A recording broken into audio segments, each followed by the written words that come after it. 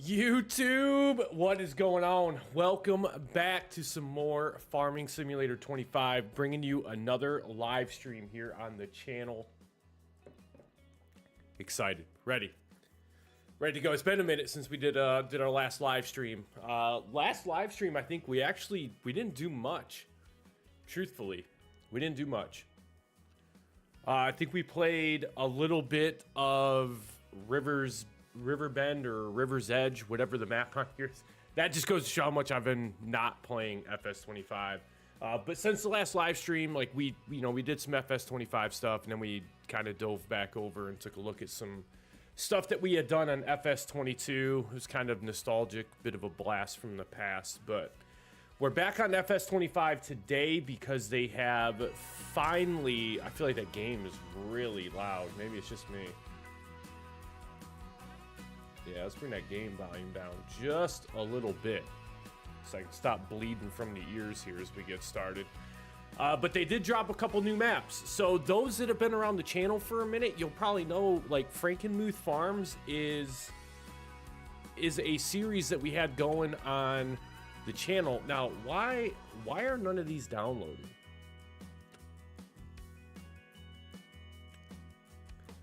And I probably... Maybe they're done. Maybe they're done. Let's take a quick sneak peek here and see if these are done downloading yet. It does not look like it. It's like the downloadable content on this game just like that busted to where it just doesn't download. We got the updates going. And if we take a look at our oh, there it's finally going. It's finally going. All right.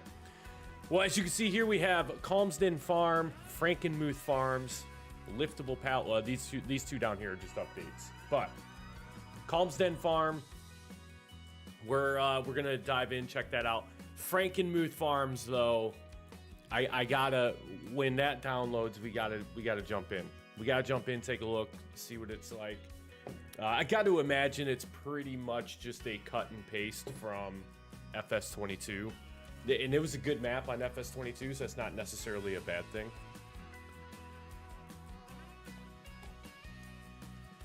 But I have been, so the reason I didn't commit to a time that we were actually going to start the live stream today, because I have a flooring company coming in to replace the entire floor on the first floor of my house. So I have been moving stuff around, getting the house cleaned up, because it's going to be a multi-day project. And so not only do I have to have everything moved and out of the way for them to start their work, but I also have to, tomorrow, make sure I keep my dog contained so that she's not down there in the way and getting caught up in a whole bunch of different stuff. I do have another slight announcement as far as like some, not necessarily content creation, but another announcement more so along the lines of like the live streaming aspect of things. Dell, what's going on, buddy? Hey, I seen your comment. I was just explaining how I didn't put a time to it because I have to move stuff all around the house because I have a company coming in tomorrow to put a new floor in. Downstairs in my house, so I've been busy all day getting prepped and ready for that. It's gonna be quite the project starting tomorrow. Dell the Gamer is in the house, ladies and gentlemen. Dell! It's good to have you here, buddy. Welcome back, man. I'm a little amped up, a little revved up.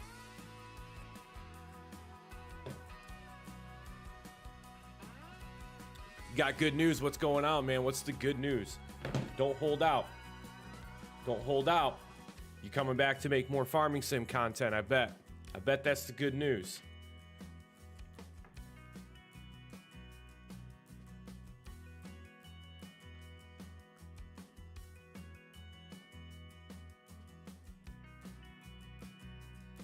That's what I figured. I had a suspicion. I had a suspicion. Well, good, man. Good. I hope you do. I hope you do. Just a hunch. Just a hunch. Because that's kind of how it was for me when I started like kind of getting back into watching people do live streams and content creation.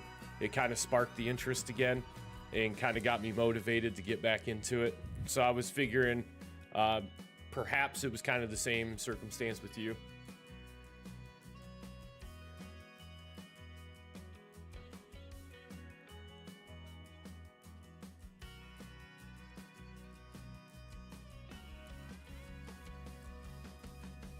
Speaking of that, though, the gaming channel. So we've put a couple simple, like, beginner guide type videos out. Appreciate all the love and support that those have been getting.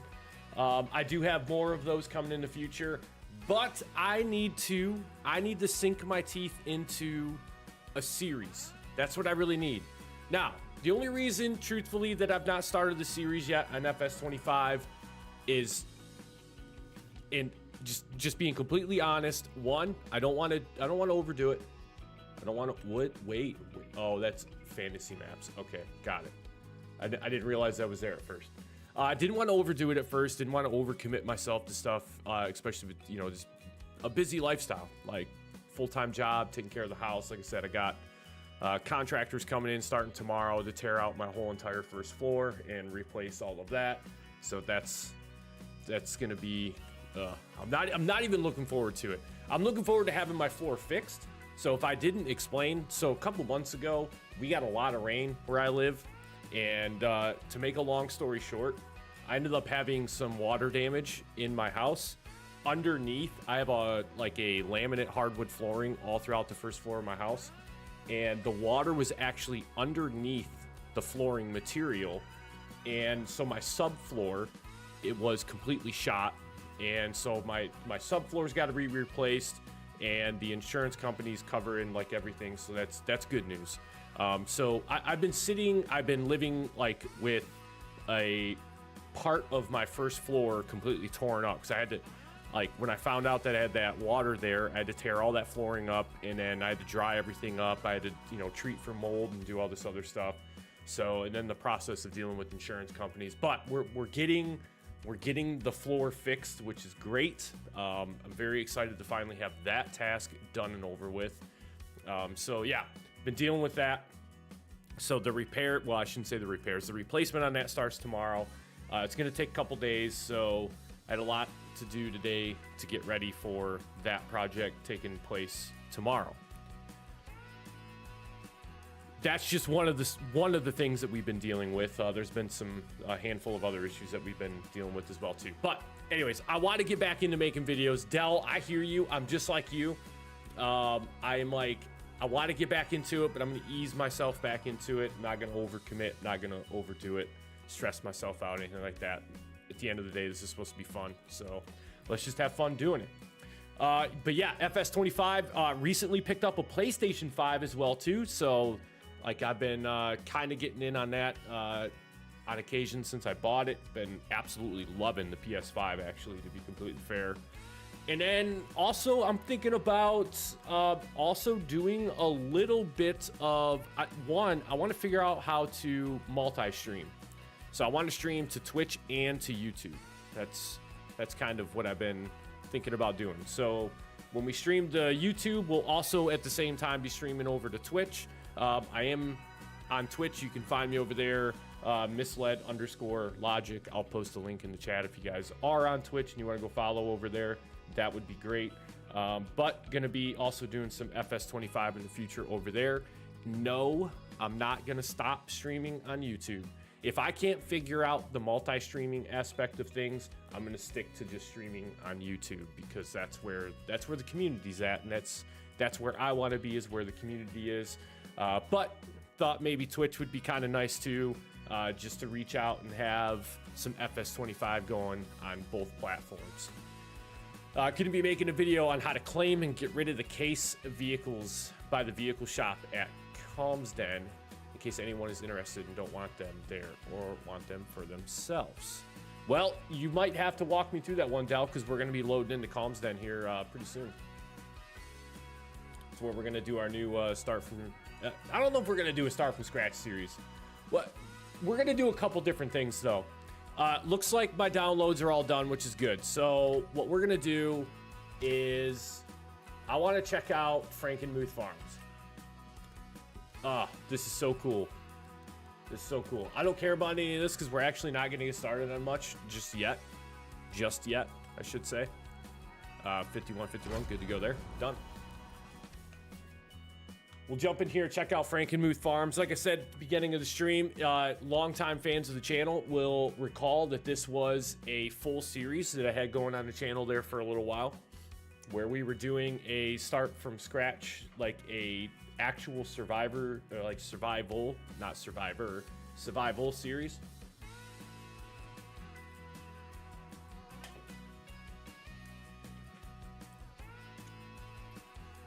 Yeah, I'm kind of doing the same thing, Dell. I'm kind of leaning on, like, right now, just doing some of the beginner's guide videos.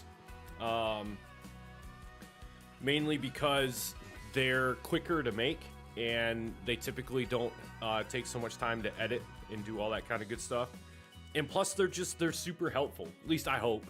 You know, I realize that there are a lot of beginner videos out there for farming sim, and that's totally fine. But to date, that is one of the best videos on my YouTube channel, is the 5 things I wish I knew when starting out. I think we're at, oh man, we got to be, hell, I think we're almost at 100K views on that video. Matter of fact, I can double check real quick. I can see where we're at with that video. Maybe, I don't know. It might not be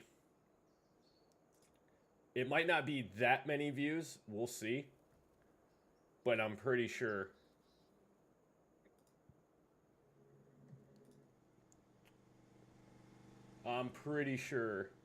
It is easily one of the 66,000 views. It's the biggest video I have on my channel right now. 66,000. 66,000. All right.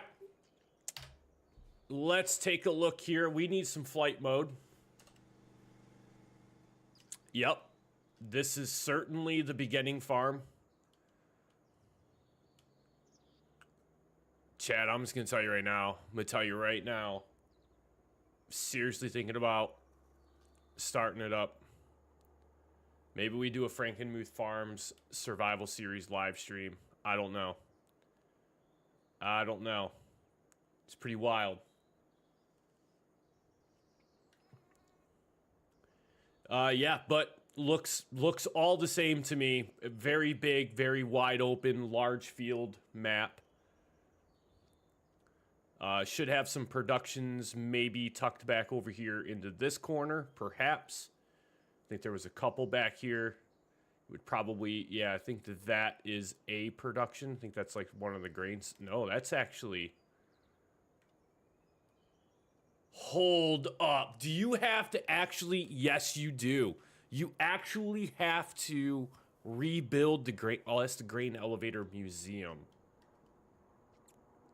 Does that turn into a functional grain elevator, though, when you're done?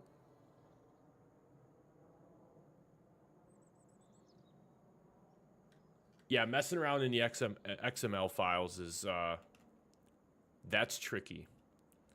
When I got into doing that for vehicles, mainly like combine harvesters and trailers to increase like the carrying capacity, I was like, this could potentially be a nightmare. This area right here looks really nice for having a starting farm. Like throw a house down like right here and call it good.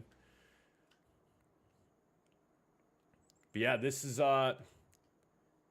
another nice area over here. Nice little pond. Nice little area back here to put down some animal pens. Like this. You don't even really need to worry about the house. You could always just buy a sleep point and set it outside the door. Assuming that the garages would be functional if you bought the property. This might be where we start. No, it's definitely not. It's not. I know it's not. I jumped into Frankenmuth Farms just to look it over real quick.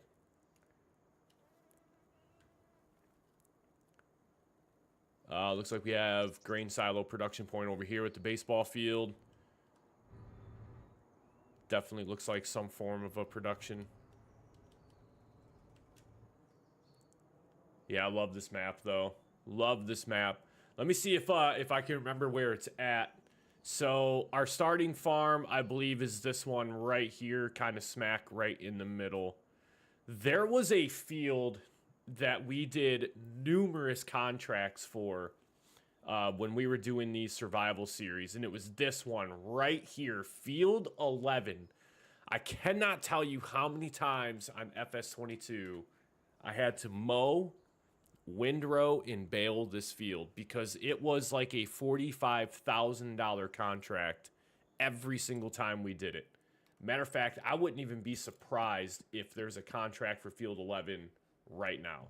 Farmland 40. All right, there's not. But we did quite a bit on Field 11. It's crazy. It's crazy. All right, Frankenmuth Farms looking like it did in FS22. No major changes to that one, which is it's a good thing. It's a good thing. All right, now we'll get into Calmsden.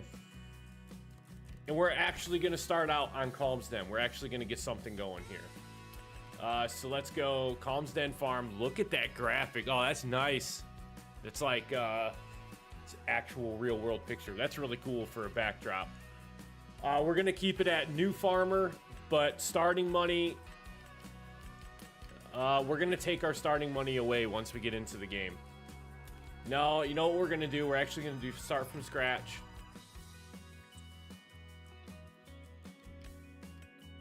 No start loan.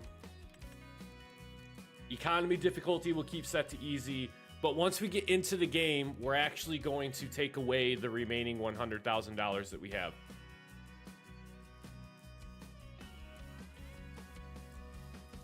Don't like that you can't see your own vehicles in the shop menu no more.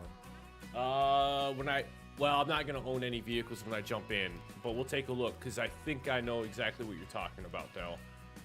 All right, we're gonna start from scratch on Calmsden.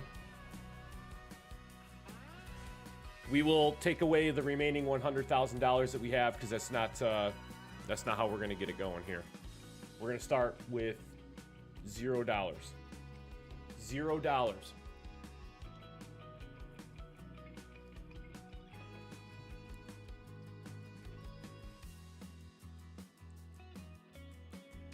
It almost sucks to do that.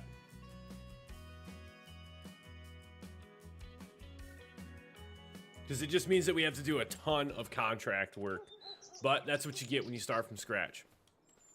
Is a ton of contract work. Is this showing that I actually own stuff? Oh, I forgot my jump multipliers on. Might have to turn that off. There's no way we own this, right? Wait, why do we...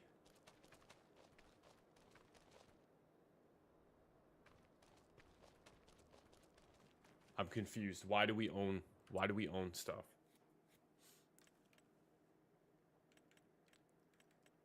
We shouldn't own anything right now.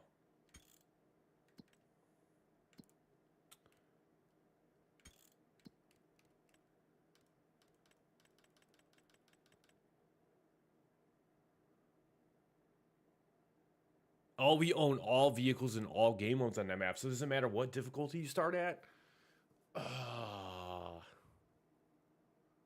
Oh, man. It's just land that we don't own. Okay. All right, well, here we go.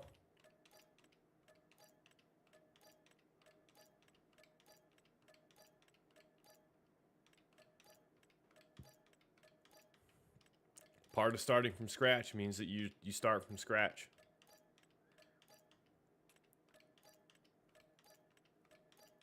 Or should we start with maybe $50,000?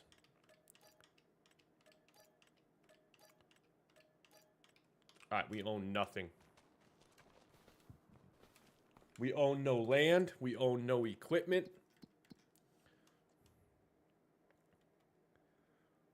What are these? Are these people that we can interact with on the map, like NPCs or something like that?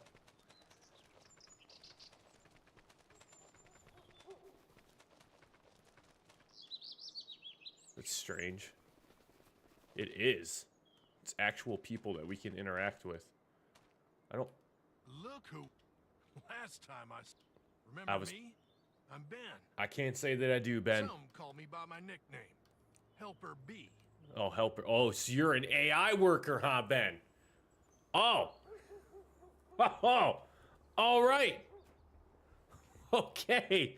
So, Ben, let's you and I have a chat, man, about your guys' work habits and abilities. Cow dung, though, I was really playing in cow dung the last time you see me. I don't feel like that's really it. I don't... You had a cold and wanted to play in mud after heavy rain. Lucky you couldn't smell what it actually was. So I had a cold and I wanted to play outside in the rain. Over 3 decades. That just sounds like bad Walter parenting. hired me as a helper some 35 years ago. I was still fresh. Couldn't drive a plow straight around the corner of an odd-shaped field. You guys still can't. Everything. You still can't. It didn't take long. He and his wife welcomed me to the... In a way, you could... But I tell you what. I don't have to travel the world. Okay. I want... Tell me, are you nervous about taking over? No. No. Sure you... But don't worry. We'll get you up to speed. Okay. I want out of this conversation with Ben right now. Okay, thank you. Thank you. No offense to Ben, but I just want out of that conversation. Just want out of it. Okay. Let's take a look at what we got going on. So, we are not necessarily near one of the starting farms, I don't believe. Actually, yes, we are. I'm trying to think of where some of the starting farms are on this map. I think this whole area right here is part of the starting farm. Let's see. I think there's a few other areas out here. There is... That's another one. So let's head over to that place real quick. We'll just, we're going to fly over there. We are going to fly over there. Should be right here. That's the actual farm shop. So this is all the case stuff that you're talking about right here, Del, is my assumption. So they put actual tractors out? Why are we...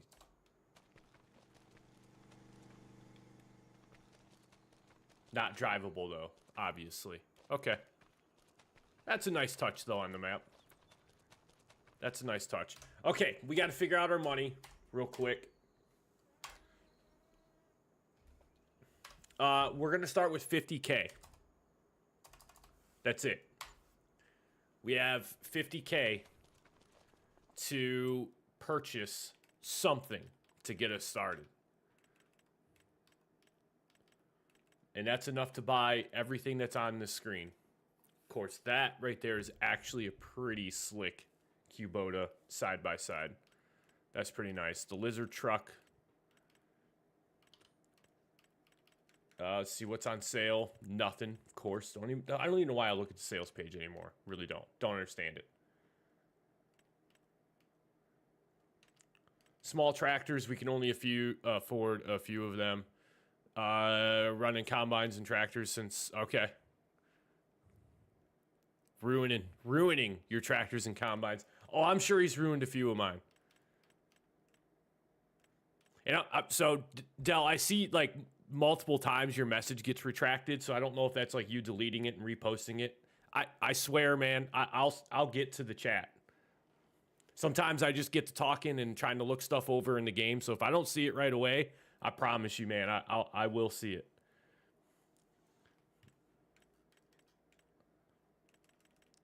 I think I don't even know if we really need to spend the money right now. I feel like we should. I feel like we should start with something, but I just don't know what I want to start with just yet. Looking at contract work, oh my, $75 What are we doing?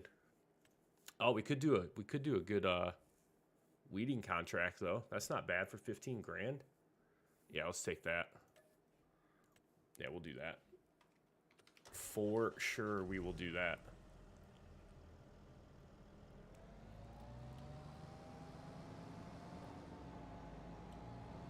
I probably don't even actually need the weight, but we'll still pick it up.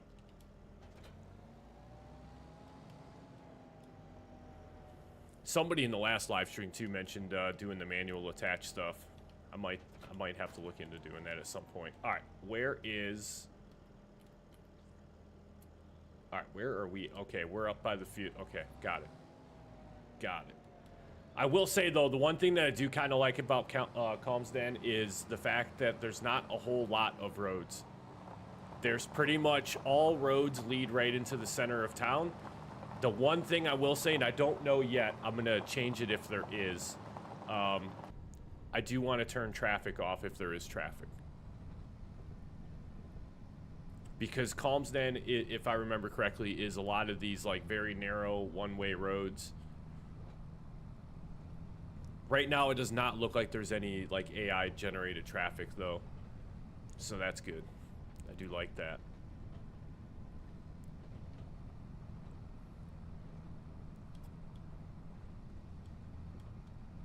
There is, speaking of them. All right, we're gonna fix this right now. Right now. Autosave interval, though, I want turned off. Time frame. We'll leave it at 5. We'll leave it at 5, just so we can pass some days along. Crop destruction, we're gonna leave it on. Fieldstone, you know us here. We don't mess with fieldstone. Dirt, yep, all that stuff's good to go there. All the AI workers by, yep, good to go. Traffic off, done. Okay. And then let's rename this the,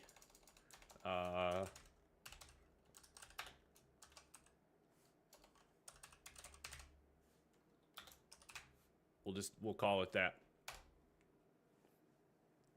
We'll call it that for right now.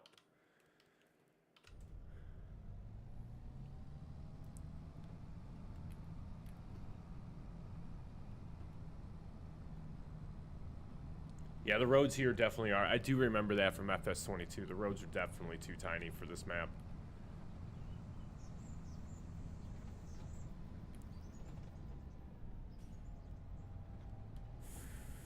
Feel like that's not where I needed to turn at. Oh boy. Oh boy. Now we're in for it. Okay, let's just back up. Just like that. Yep, now we done. See, now we done did it. Now we done did it.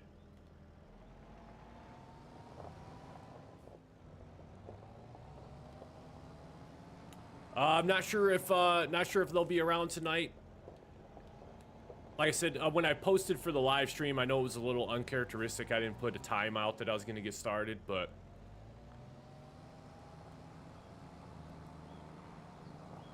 if they make it, that is great. But there will be plenty of other live streams coming up for them to also catch if they do miss this one. All right, sweet. We're going the right way. Perfect.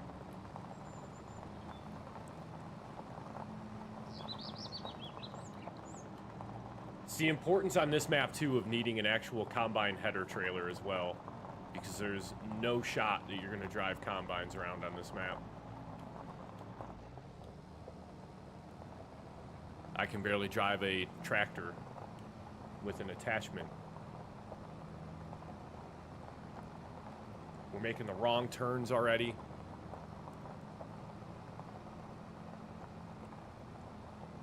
And you got to be paying attention to, you got to be looking for the entry to the field because they are very... Oh, I remember this too. So you actually have to get out and open the gate to each field. But I think they stay open once you open them.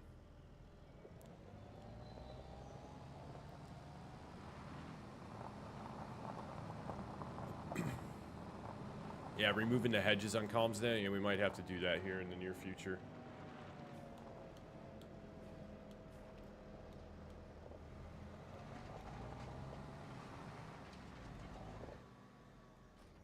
That is a massive weeder.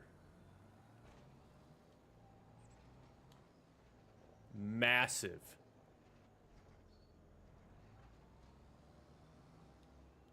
Good Lord. Woo! Alright, let's lower that bad boy down. And let's get this underway. They close once you leave and you always have to reopen it? Man, what are they doing? Why? Ugh.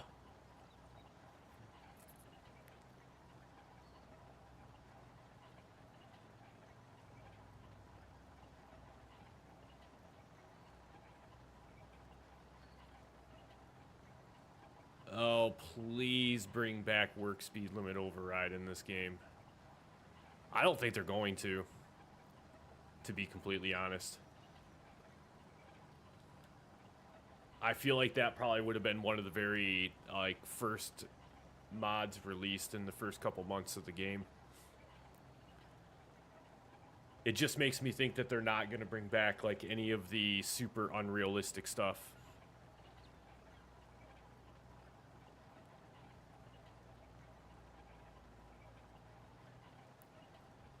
Well, in Calmsden is a fun map, though, too. Like, it's one of the maps that I actually kind of wish I would have made more content on. Because it was actually pretty, pretty slick.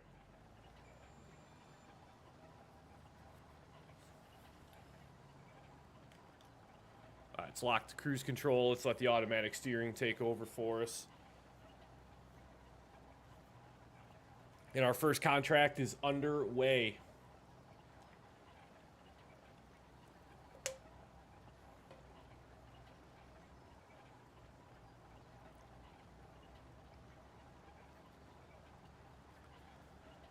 I'm probably, I don't know.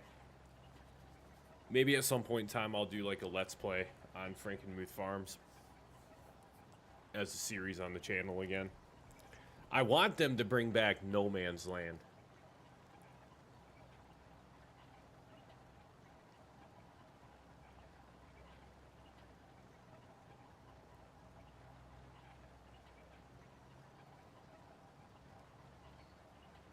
Yeah, I got the GPS. Unrealistic stuff will come. Yeah, no, I feel like some of it's going to. It just feels like, to me they made it more of an intent on FS25 to make it more, I don't want to say more grindy, but to be a little bit more grindy. And I know that the mod hub has been behind a little bit. I think there was a period where I even think like the mod testing list like went away or is going away, something like that. So like mods aren't even really going to be tested anymore. They're just going to, it's up to the creator of the mod now to just release a mod that is ready for public consumption, which I think is a good thing. But at the same point, it's, I don't know. I don't keep up too much with that. I watched the DJ Goham video on it where he was talking about it, and he's a lot more in tune with that stuff than I'll ever be.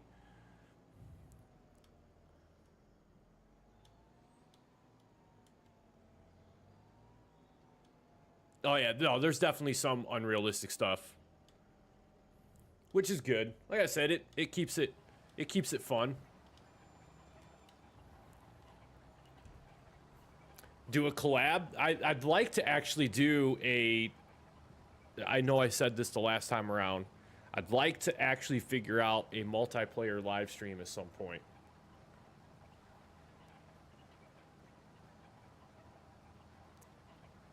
And then just do like, and then that right there could open it up for a collaborative live stream for us.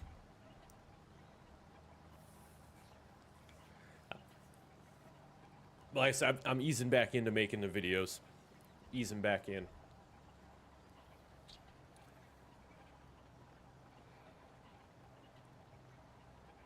Well, that's good. That's good. And I figured there has to be a testing process for them before they release them. Yeah, maps like No Man's Land, I hope that comes back. Alien Jim, I think was he created that map for FS22. I think it was in FS19 as well too. But No Man's Land was a lot of fun.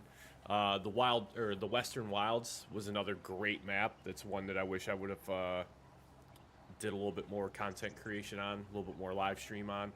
Dark Forest, please. Like, please bring Dark Forest to FS25, please.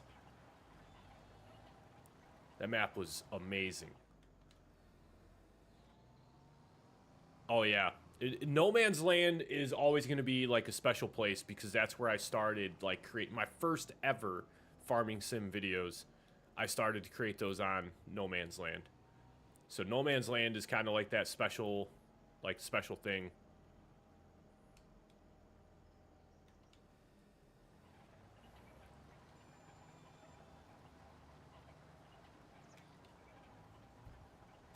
Well, here, I thought this field wasn't going to really take us that long, but it certainly is going to. Just doing the outskirts of the field, though, currently, and we're already a quarter of the way done with this field. And it's going to be, we're probably going to make right around 13 grand for this contract, maybe a little bit less than that. And then we'll have to figure out what we're going to do with our actual starting money. I'm not sure I want to start with $50,000. I think I want to legit start with $0. And then just have to work our way up from there. That or take a loan.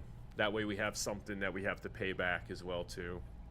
And the interest will hit us. So depending on how much money we take out for a loan is going to determine the amount of interest that we're going to have. So if we have a bad month of contracts, it's very possible that we may not have that much money to pay the interest on the loan. Kind of liking that idea. Maybe that's the route that we'll go. Probably going to move away from a regular Let's Play on my gaming channel and do more informative vids. So, dude, I'll tell you what, man. Like, I know it's a one-off video that I did on my channel. But when I did that 5 things I wish I knew, like when getting started in FS22, dude, that was it, man. Like, that was the video. Like, for me, that was it. That video kind of blew up. For being a small-time creator, like, to have that video do as well as it's done has been awesome.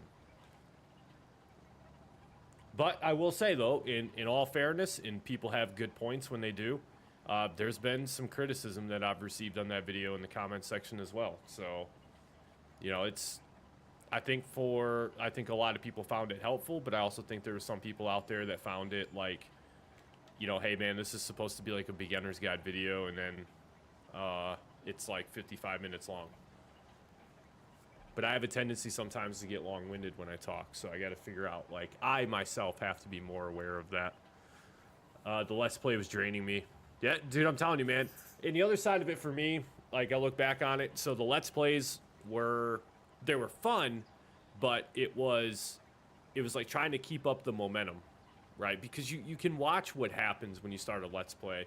So I'll take, for an example, when I started the Let's Play on Frankenmuth Farms on FS22, the first video of that series, I think within a couple days got close to 1,000 views. And then the second video come out, and it did good, but it didn't do as good as the first one. And then the third video came out, and that didn't do as good as the second video, and so on and so forth. So, like, it's like, okay, you get that initial surge of, like, oh, man, like, sweet, we're doing a new video series on the channel. This is going to be awesome. And then you can kind of see how some of it tapers off, that's on me as the creator, is like trying to figure out a way to keep that stuff like fun and entertaining for the viewer. But the problem I made on my channel with the Let's Play series is I started to do too many Let's Play series at one time. That, if I could go back in time, I would not do that again. I had Frankenmuth Farms was going on. I had Bucks County, PA going. I still kind of had the No Man's Land Let's Play going, which, yeah, I put a video out, I think about just before we got started on some other stuff. I put a video out basically saying, hey, we're going to take a step back from No Man's Land. We're going to focus on some other Let's Plays. Obviously introduced a few other games to the channel, which was fine too, but as far as farming sim Let's Plays, I had 3 or 4 series going at the same time. So it was like, I was trying to figure out the cycle of like, okay, I uploaded Frankenmuth Farms, now I need to do Bucks County. And then it was like, okay, now once I get the Bucks County video done, now I need to record a Frankenmuth Farms video and get that ready to be edited so I can upload that. And yeah, it just kind of became a lot to keep up with.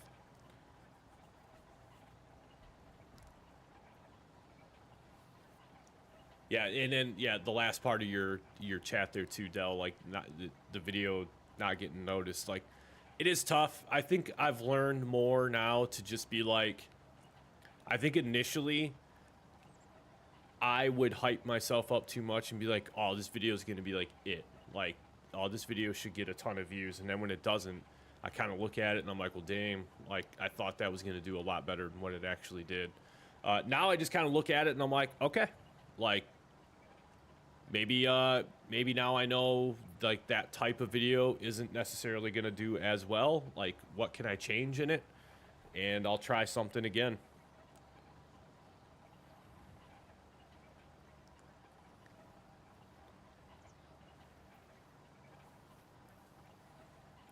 Like, even from the live stream perspective, right? Like, yeah, you get somebody in here that like watches a farming sim live stream, like big fans of the game are gonna, like, as soon as they pop into this, they're gonna know like, oh, okay, this dude's, yeah, he's weeding the field. He might be doing a contract. Maybe he owns the field. And I think, like, depending on the experience level of the player that's watching the game, they'll know, like, there's different conversations that you can have with experienced players, like as far as like, you know, what's your approach to the game, what productions are you going to run, and stuff like that, where maybe some new people to the game or that are uncertain about farming sim, maybe they've never really played it before, like they get in here and they look at this and they're like, what in the world is going on? Like, why is this dude just sitting here driving across the field, dragging this thing behind him? Like, what's the purpose of what he's doing? So even live stream for FS can be a bit of a challenge as well too, because it is, I think, until you get into like the late game stage of Farming Simulator where you've learned how to use productions, you've learned how to manage animals, and you're actually making some pretty good money. That's when Farming Simulator to me really starts to kick off a little bit more. Like, it's fun to operate the equipment, of course, don't get me wrong, and it's fun just, like, to be super casual. Like, I kind of just, like, you can really just turn your brain off and, like, play Farming Sim, enjoy the chat, like, and just relax, you know? It's not a high-stress game.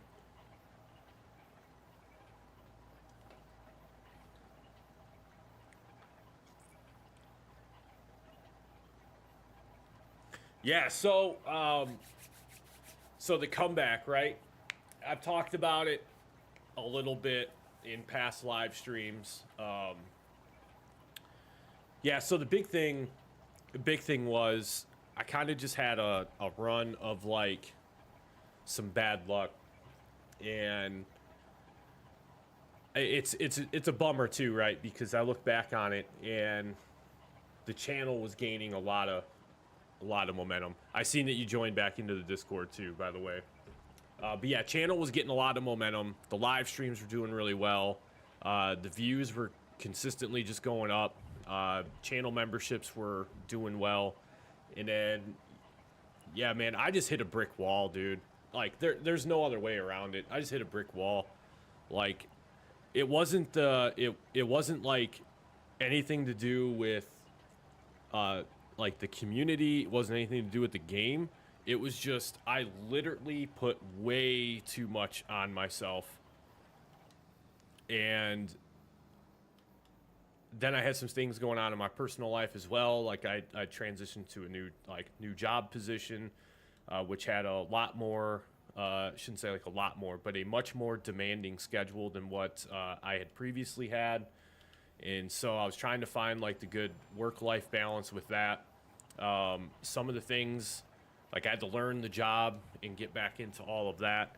And so I was like mentally wrecked for a little while, like just burned out completely. And then I got sick, and I was down for a while being sick, and then I just had a hard time finding motivation after I got sick. And then truthfully, I had a hard time finding motivation just to even make content anymore. Like, again, like I knew I wanted to, but I just couldn't find the motivation to do it. I don't know. Trust me, like there was times like I still kept track of like the channel and how things were doing. And there was moments like I had stuff like set up and ready to go and was gonna live stream and then just turned everything off. Like I couldn't, I don't know, I just couldn't bring myself to do it. I think I just hit burnout. I just needed to like take a step back from it. I think I just put way too much expectation on myself is what I really did.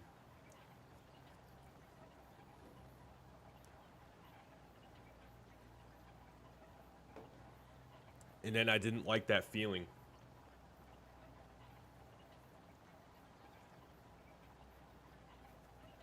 So that's why like with the live, like getting back into the live streams, having a blast doing that, getting back into making some content. Like I said, we're going to slowly step back into that realm. I think there may come a time in the future where maybe we do like a video a week along with a live stream at some point in time within that same time period as well.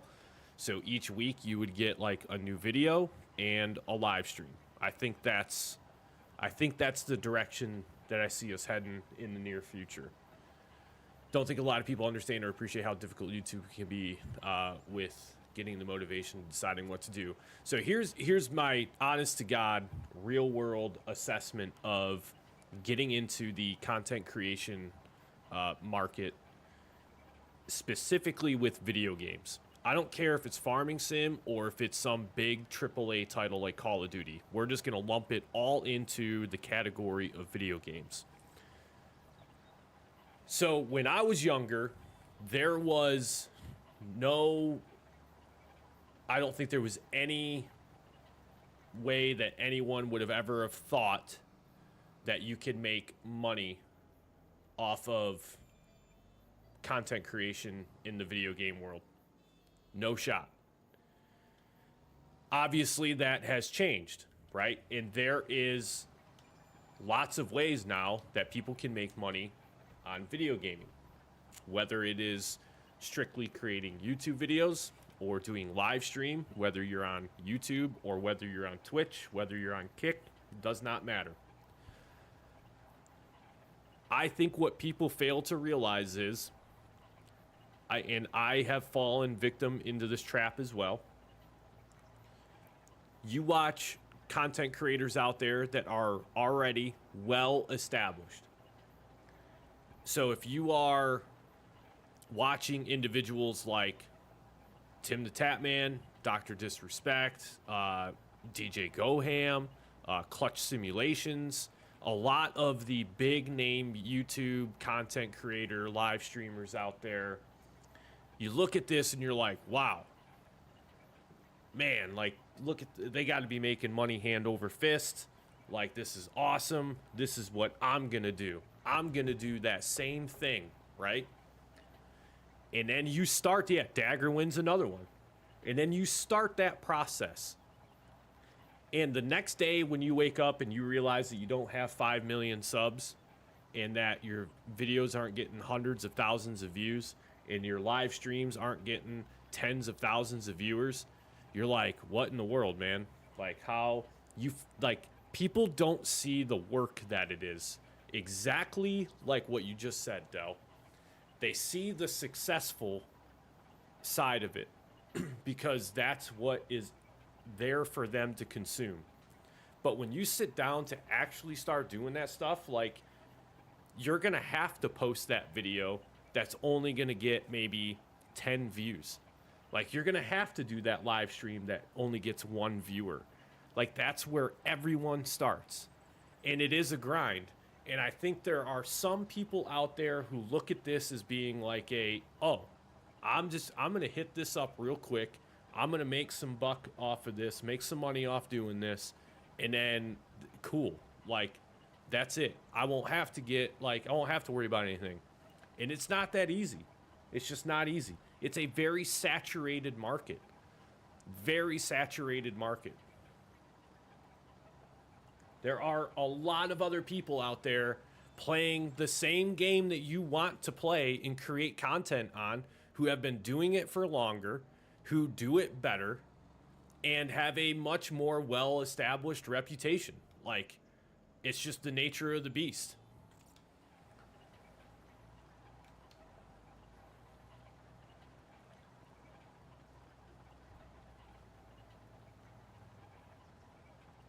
That's exactly it, man. It's exactly it.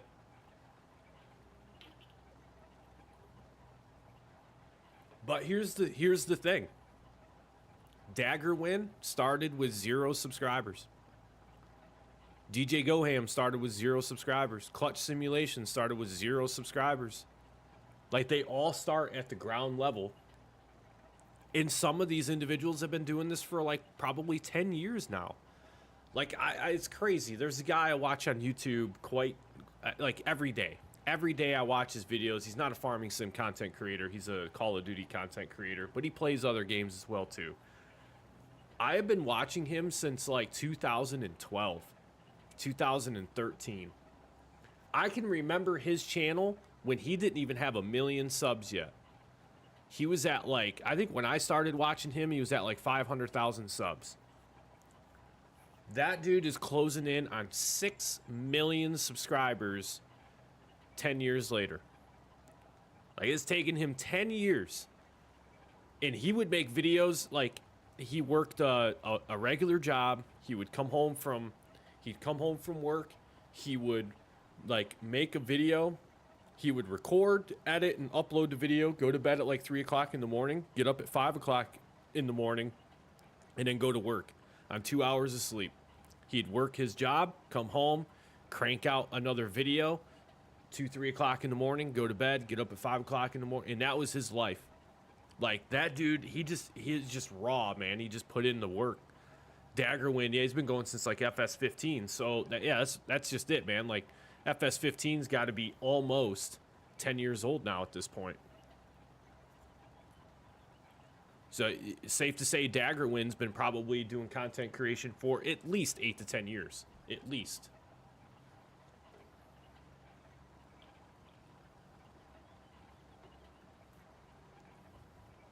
So it's a grind. It is absolutely a grind.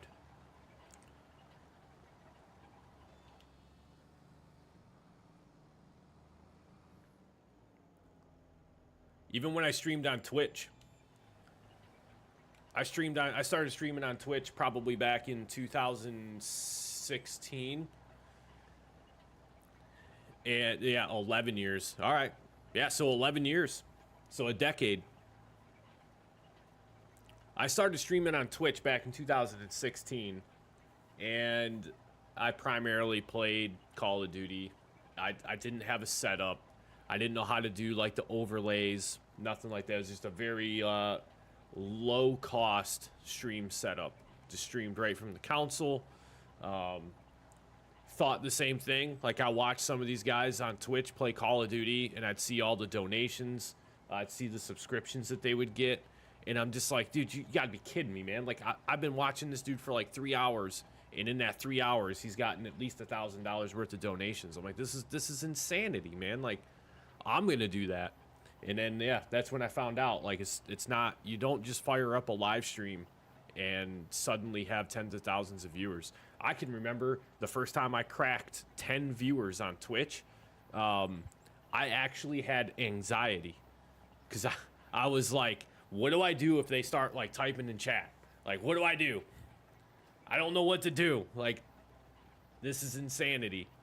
You can thank Daggerwin that I'm here. I first came across him and then got FS19 and went from there because I was watching FS videos and I eventually came across you. Yeah, you came across my channel like right as it was first getting started. Like you're one of like the founding members of the channel. Matter of fact, I think you are the founding member of the channel, to be honest. I think you were one of the first channel members I ever had. But I think you were subbed to the channel before before we even made YouTube partner.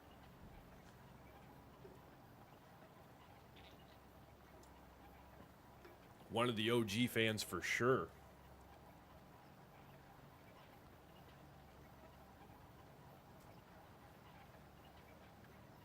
Yeah, but it was funny, man, because like, you know, all these years that, and I'm gonna be completely honest with myself, and be completely honest with you guys as well. Like, when I say I streamed on Twitch, I by no means, I didn't put any real effort into it. Like, it was mainly just like, oh, I'm just gonna live stream and whatever happens happens. Like I said, I didn't know enough of like how to set my stream up. I had no idea about any of the other stuff out there, so it was it was painful. It was painful. We ended up making affiliate on Twitch, so we're not partnered on Twitch, but we're a Twitch affiliate.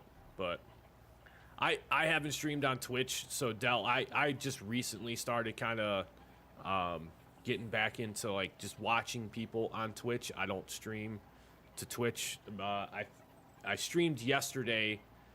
No. When the hell was the last time No, I did stream like for an hour on Twitch yesterday, just testing some stuff out with a game that I had picked up on PS5, but it was very quick and very not much of like a scheduled stream. It was kind of more of like I was trying to get some things set up for the multi-stream side of things. But that's just the thing too, though. Like, I don't know if I could go back and stream on Twitch like that much. Streaming on YouTube is just so much easier, I think. And then if you're someone that's partnered on YouTube and you're affiliated on Twitch, and you already have like a good following on Twitch. Like, I think over on Twitch, I've only got like maybe 165 followers, maybe. Like, and that's, you know, you need 150 followers to be considered for Twitch affiliate. And then there's a couple other criteria that you have to meet. So it's actually harder to get partnered on YouTube than it is to become affiliated on Twitch. But it's harder to become a Twitch partner than it is to become a YouTube partner.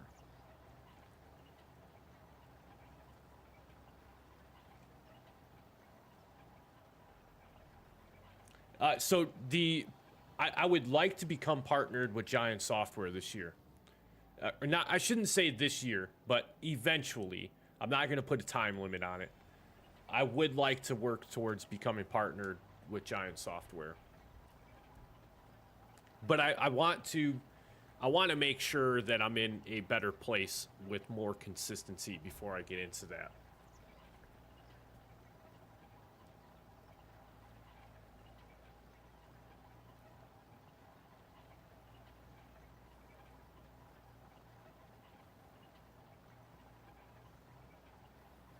I thought about trying to go back and look and see if they had changed any of their criteria for partnership. But then I stopped myself because I'm like, dude, you're not putting out as much content as you used to. You're not streaming as much as you used to. So maybe like right now is probably for me, it's not the right time to be looking at that kind of stuff. So.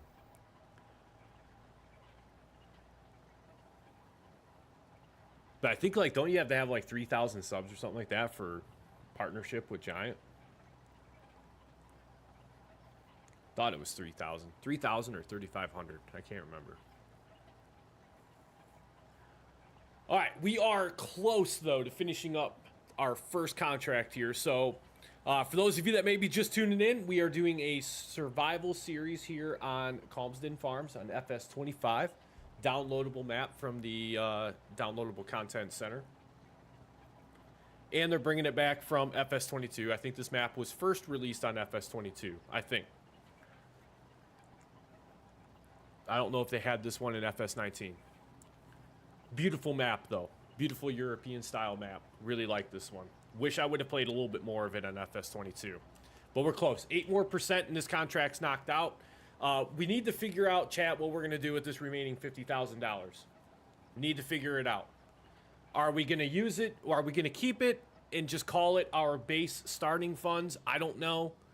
Are we going to take away the $50,000 and then just only use money that we make from contracts? I'll leave it up to you guys. You tell me what we're going to do. It's difficult because in order to get benefits, you got to level up to silver or more. Problem is that only happens by people buying stuff to your links. Yeah, I think it's one of those things, not impossible, but when you start getting stuff like affiliate links, I feel like that's a dedicated population that's going to utilize those links to purchase the product. Because, like, for me, I buy my games. If I'm going to do PC gaming, I buy a lot of my games straight through Steam. So, I'm one where, like, even if I had an affiliate link for Giant Software, it's like, I wish it would work with Steam. I wish. Because that's where a lot of people are going to buy their games from. A lot of people are going to buy them through Steam. Or if they're a console player, they're going to buy it through their console. And they're not going to be able to get a discount for it. So I totally get where you're coming from with it being a challenge.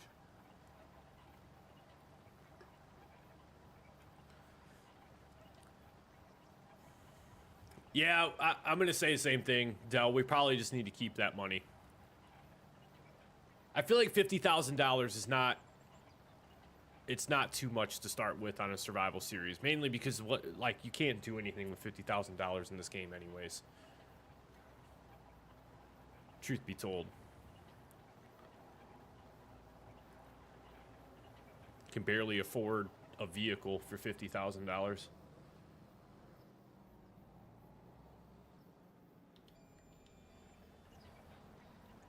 All right, last 2% right here.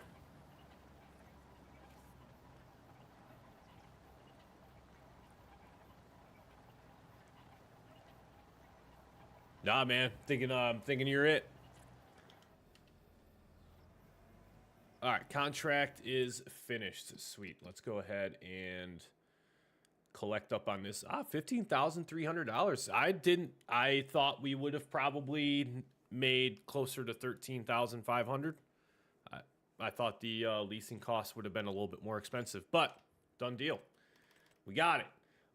Baling contract. Check this out. 30 grand. A $59,000 baling contract.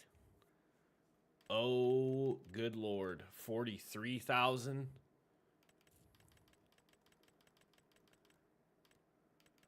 What else we got? A $24,000 mowing contract with the big crone too. Oh, come on. That's cheating.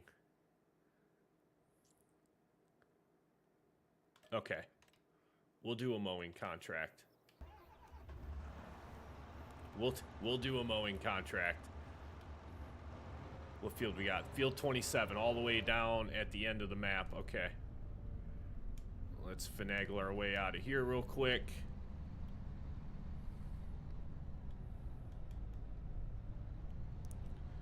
Get a sawmill. Let me see here. Get a sawmill, do the deadwood contract, take trees to your sawmill, then collect the money. The products you make in the sawmill sell for lots of money. Yeah, contract. Sawmills are always great production points to have if you've got the ability to make, to keep them fed.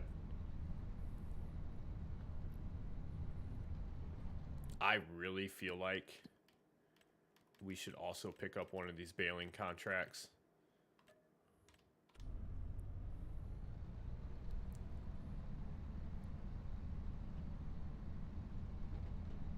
I love the fact that you don't have to transport the bales. Let me tell you something about the baling contracts in this game.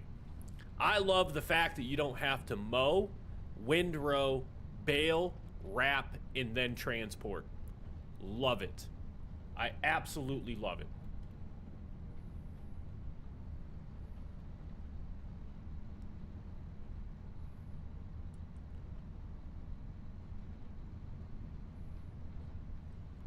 So we'll head down field 27. We'll get the mowing contract done for, I think it was like, what, 20-something thousand? 40-something thousand? 40, yeah, 24,000. And then we have a baling contract to do immediately after that we're going to bank 43,000 off of. And all said and done, that should put us up to about the 100K mark. We need to start thinking about where we're going to lay down our starting farm at. If maybe we want to buy property somewhere else and create our own farm, or if we like to buy the actual starting farm. I don't know.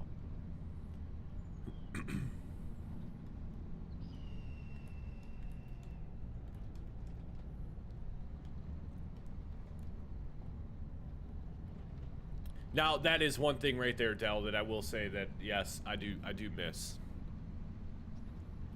Yeah, take the leftover bales for feed, or take the leftover bales back to your farm and just store them and then sell them for a fair amount of money. That was always a nice piece of that as well.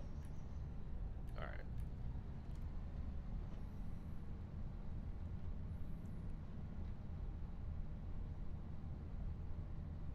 I feel like I'm sitting up super high. I feel like the steering wheel's like on the floor compared to where I'm sitting. I think at this next intersection is the field that we need for the mowing contract.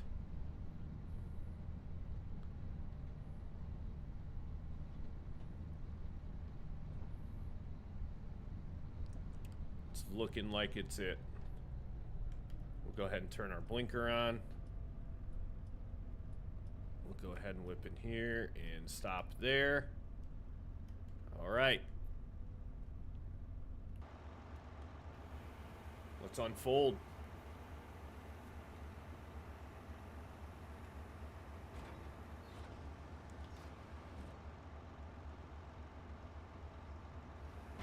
Lower it all down.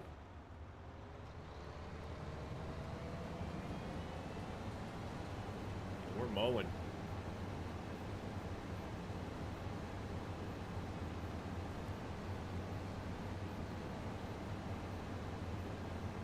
The mowers definitely bounce around a lot more in this one than they did on FS22, though, I will say that. A little bit more realistic.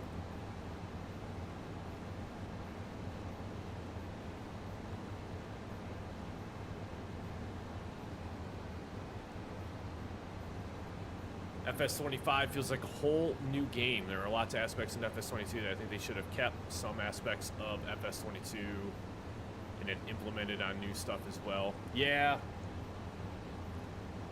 FS25 does in a way feel like it's a brand new game in some regard. But I'm with you. I think there's some things that they probably should have held on to from FS22. So I think... Oh, you can use AI workers on contracts now. So the last live stream I did, I could have swore I could not hire an AI worker to do contract work. So maybe that's an update. I don't know. Leftover product though, right? Like you mentioned about the bales. And again, unless it's changed, I was told that you can no longer take, like once you've met the criteria of a contract, you can't take the extra product and sell it for your own profit anymore. That is one thing that I kind of wish they would have kept from FS22. If you have multiple contracts that use the same equipment, I've been told that you can't use that equipment to complete those multiple contracts. That's a bummer too.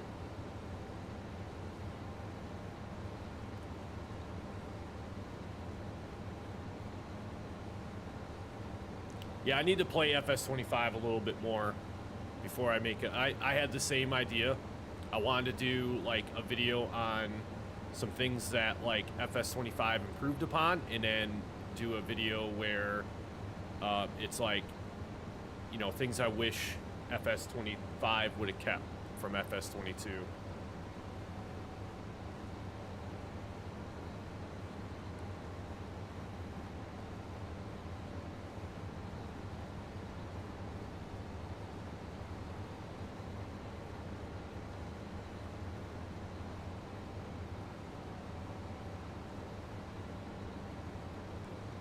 Great game, though. It's a great game. It's hard to believe that it's on a 3-year cycle. Like, to sit here and think that we're not going to get another FS20 or like another farming simulator series until probably what, 2027 maybe.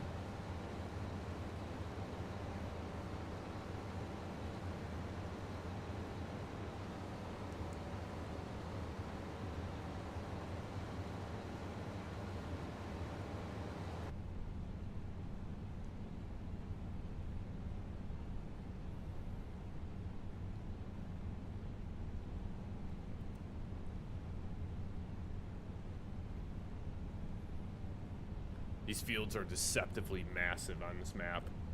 I took this mowing contract with the Crone thinking that it wasn't going to really be that bad, but you look out here, it is going to take us a hot minute to mow this entire field.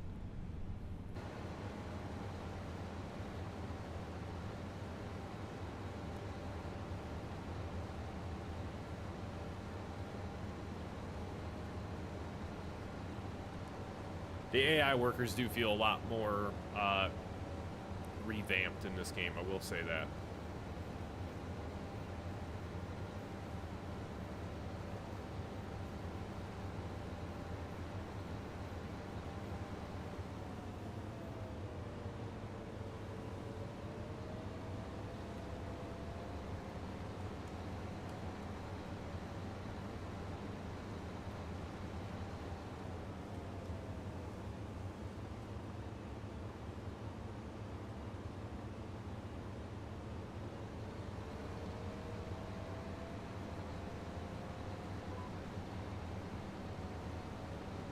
Yeah, we're gonna miss a little bit. We're gonna miss a little bit. We'll come back and clean it up if we really have to, though. I don't think we're gonna have to. It's just basing the fields off straight lines. So, if I'm being honest, not sure if AI workers can be improved anymore. I think the AI worker meme is now finished. Man, I don't know. I truly think a leveling system for the AI workers is what they need. The more that you use, say Ben, the more you use an AI worker, and we'll pick on Ben, the more you use Ben, the better he gets. But also, the more expensive he is to utilize. And then I think maybe if you got like a perk system, right, where you can have an AI worker that is very good at harvesting.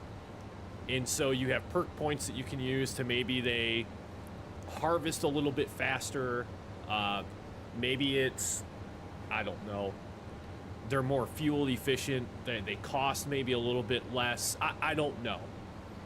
But I feel like if they had actually come up with like a leveling system for the FS25, like a leveling system just in general for the AI workers, I think that'd be awesome.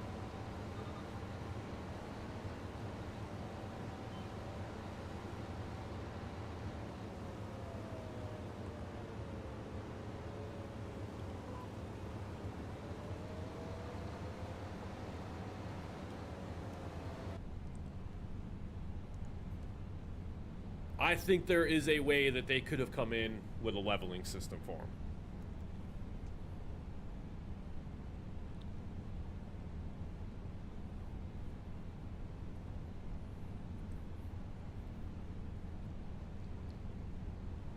FS22 AI workers are bad. Should try FS19.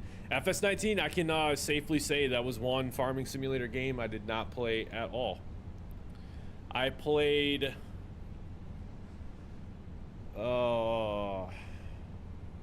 I know it wasn't FS19. I want to say FS15, maybe FS17 I played like back in the day. I found it. I think it was on sale for like, I don't even know what the price was. It was cheap enough to where I was like, dude, I'll buy this and try it and see what it's all about. And typical entry-level farming sim player. I had no idea what I was doing. No clue. And the game doesn't give you much guidance on like what to do to make money. Like if you're just picking this game up because you like think it looks fun, like it is. Don't get me wrong. Farming Simulator is a blast to play. But don't expect this game to tell you how to make money. Don't expect this game to like hold your hand. Because it does not. It throws you in and is like, okay, here, like you can drive this tractor around and you can plow this field. And then you're like, okay. And then you do that and you're like, but how do I make money? Like, what do I do to make money? How do I survive in this game? And the game's like, yeah, just figure that part out on your own. It doesn't tell you how to do productions. It doesn't tell you how to manage animals. Hell, I can remember on FS25 I was getting frustrated. Because when I first started playing it, I'm like, what am I doing? Like, how do I make money? This tractor costs $450,000. How do I afford this tractor? And then that's how I stumbled upon Farming Simulator content on YouTube. I searched the video that I made talking about like beginner's guide series stuff is what I had searched for to learn how to play the game. That's what gave me the idea for the video when I got into making content.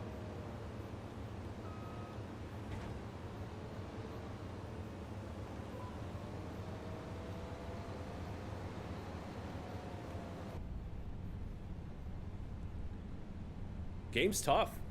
Like, game can be tough. Game can be grindy. But that's the other side of it though too, is that is what is so nice though about the game is you can play however you want to play. Like I said, if you just want to get in here, I've said this time and time again about this game. If you just want to come into Farming Simulator and drive tractors, guess what? You can do that. You can absolutely 100% drive tractors, bomb across fields, and have fun doing that. If you want to do a little bit of contract work and you want to manage your own couple fields that you started out with, maybe eventually learn how to like manage some animals, you can do that. If you want to do a role play, start from scratch, survival type series and make it kind of this grind for yourself, you can do that as well too. I don't recommend doing that right off the start because you're going to hate the game.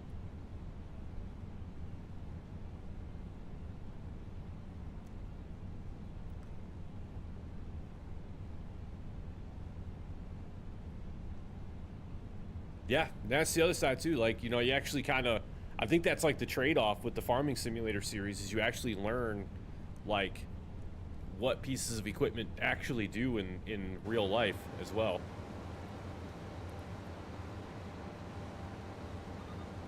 Like there's I'm an avid golf fan, so I like to go out and play golf. And the golf course that I frequently play at has a field right across from it. And every now and again, you can see like the farm equipment rolling in for that field. And I'll think to myself like, oh, there he goes. He's got his windrower. Oh, he's got his baler. Oh, there's his tedder. It's just funny because then I think back, I'm like, wow, I wouldn't know any of that if I didn't play Farming Simulator.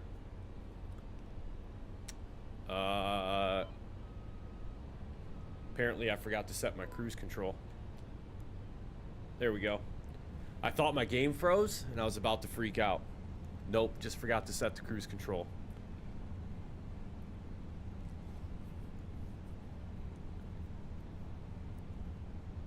But now, Farming Simulator, just all around in general, is just a great fun game to play.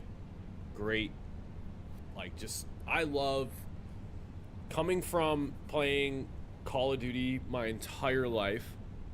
I've been playing Call of Duty since I was like 17, 18 years old, and I'm about to be 36. So I've been playing Call of Duty for the better part of 20 years now. And it's just, sometimes it's such a rage-inducing, stressful, like, game. It's really awesome just to sit on Farming Sim and play and just relax. Love it. Like right now, the controller is just sitting on my lap. I'm not steering. I'm not driving.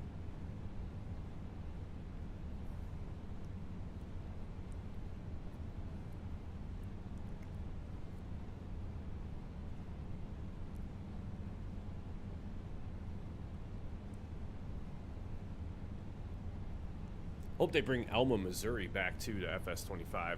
That map was really nice as well.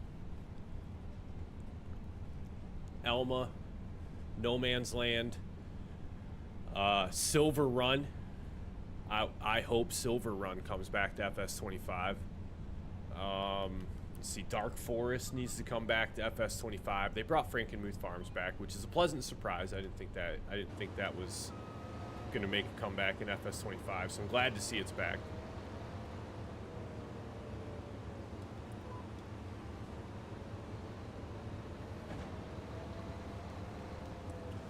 Any videos you'd want to see me do or cover? Do you, man? Whatever you feel like you want to do. Whatever you feel like is best for you to start on.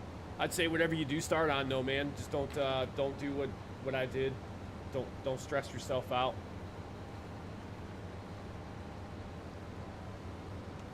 Yeah, that's the thing about Silver Run, is I know it was created by Giant for FS22. Or another version of Silver Run, like the same concept, but maybe even just call it something different. If Elma comes back, though, that's gonna be badass. I'd really wouldn't mind seeing Elma come back.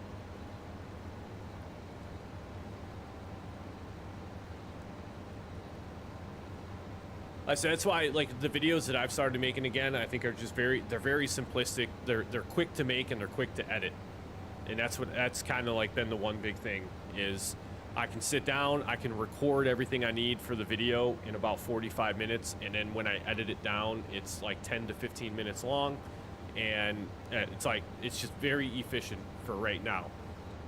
Once I start doing the Let's Plays, that's going to be a little bit different, but those videos typically will probably run a little bit longer. But I need to be more efficient in how I record them too. And then the editing process. I'm starting to kind of get back into my old flow of editing videos. But even with just a couple that I've made so far,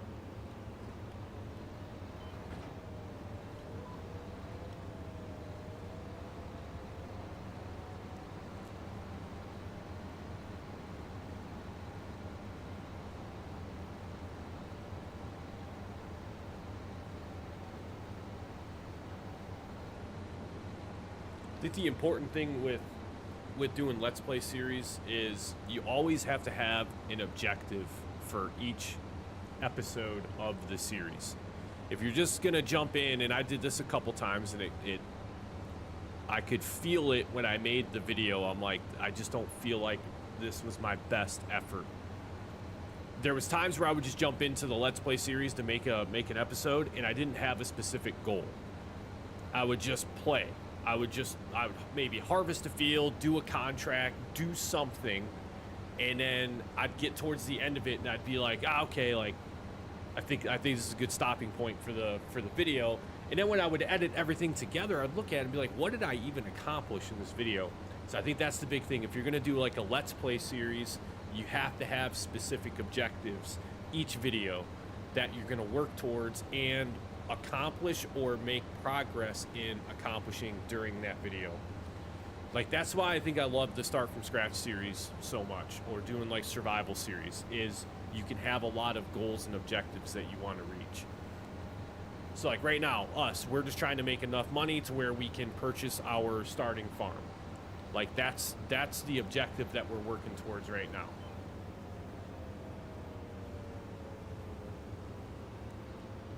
And then if you're doing beginner's guide videos, it's like, you know, think back to what is something that I struggled with when I got into playing the game. And do I think other people are struggling with the same thing? And if you think that they are, make a beginner's guide video on it. Post it, give it time, be patient, and people are gonna let you know one way or the other. Like, they're gonna comment on the video and say, man, this is perfect. This is exactly what I needed to see. Thanks for the help. Some people might comment on the video and like they might have alternative methods for doing the same thing, which is fine too. And other people are gonna comment on the video and be like, oh, this video wasn't that helpful. It's fine, man. You're gonna get, like, that comes with the territory of doing content creation, and you can't let that beat you down. You can't let negativity beat you down. You just gotta, like, hey, you know, feedback is feedback. You do with it what you want. If you're gonna let it tear you down, then it's gonna tear you down. But at the same point, like, you can take negative feedback that you receive on a video and turn it into a good thing to do in your next video. So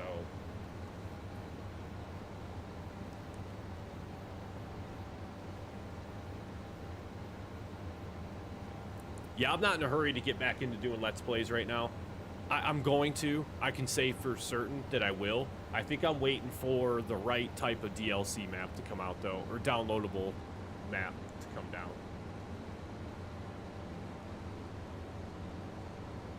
Truth be told, I think I'm waiting for a forestry map to come out. I think that's honestly what I'm waiting for.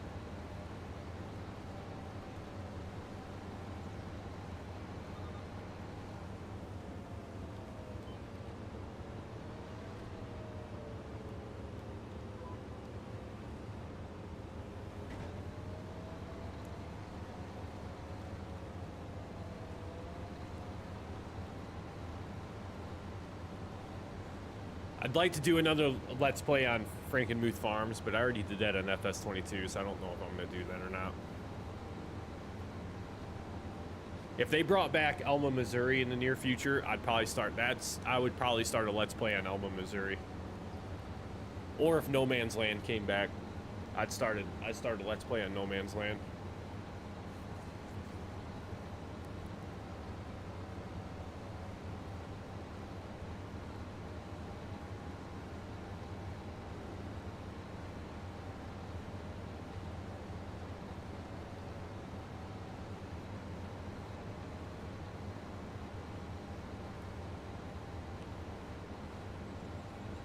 Oh man, we're only 60% of the way done with this field.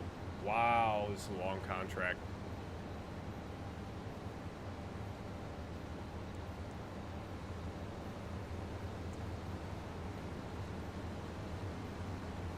I will say too, the details and the graphics look a lot better in this game as well too.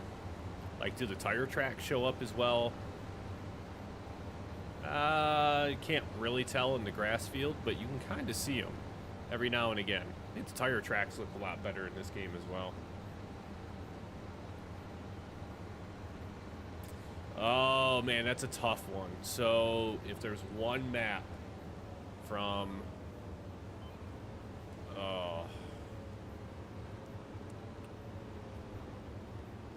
man, that actually is a tough question.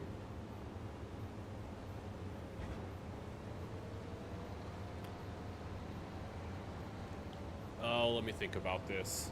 I would say if... Oh, what am I doing? What am I doing?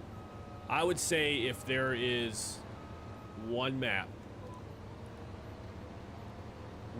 that I could hope that they would bring back, but I'll say the caveat to this is... The caveat is some of the other maps would have to show up eventually. Like Elma, No Man's Land, Dark Forest, Western Wild, all of them, right?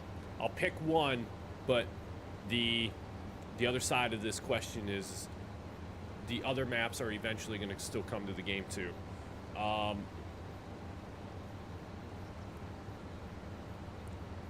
I gotta say Silver Run.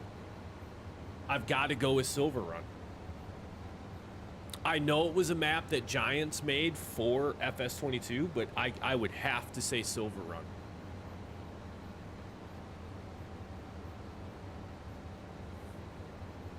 Final answer. Silver Run. Lock it in. That's the one map I hope that they would bring back to FS25. it was without a doubt the most fun I had on FS22 was playing Silver Run. And that's coming from a person who, like, I did not want to do forestry at all. At all.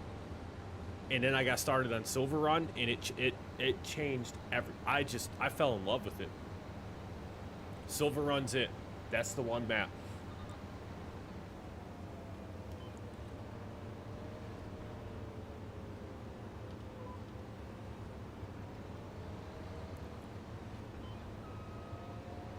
No, was not a logger at all. No, was not. That is an accurate statement. Come on, man. Lower the back mowers down. Thank you.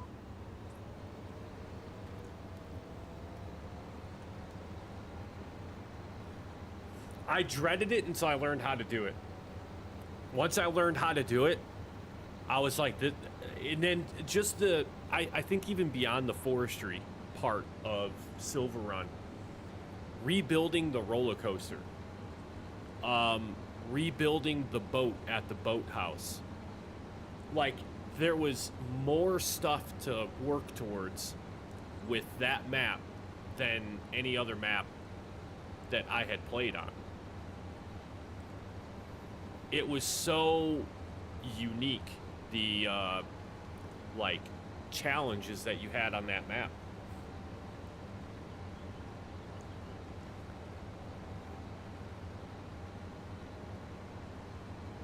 Yeah, no, I totally get it, man, and I love doing those same things. I love doing those same things. Yeah, something just clicked with Silver Run. But this to me is still fun though, to play this way. It's like do contract work, actually work fields, manage animals, do production points. Like, I still enjoy that as well.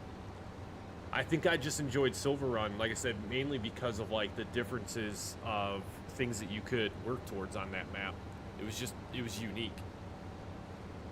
It kind of broke the monotony, like the repetitiveness of the game.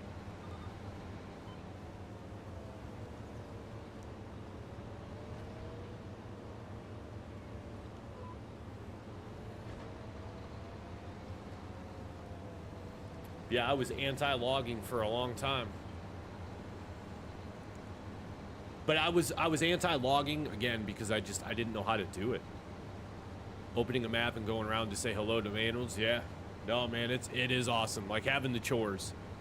The Let's Play series I did at No Man's Land, I enjoyed that same thing. Like going around, making sure all the animals were taken care of, making sure they had feed.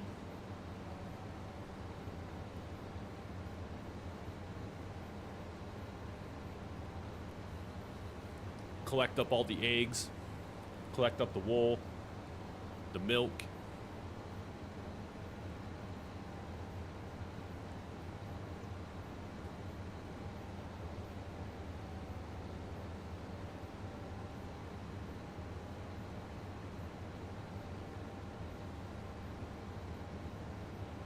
Yeah, no, I see where you're going with that. To have like a sell point. Where, yeah. No, totally agree. I will say, totally agree. But I think you're right.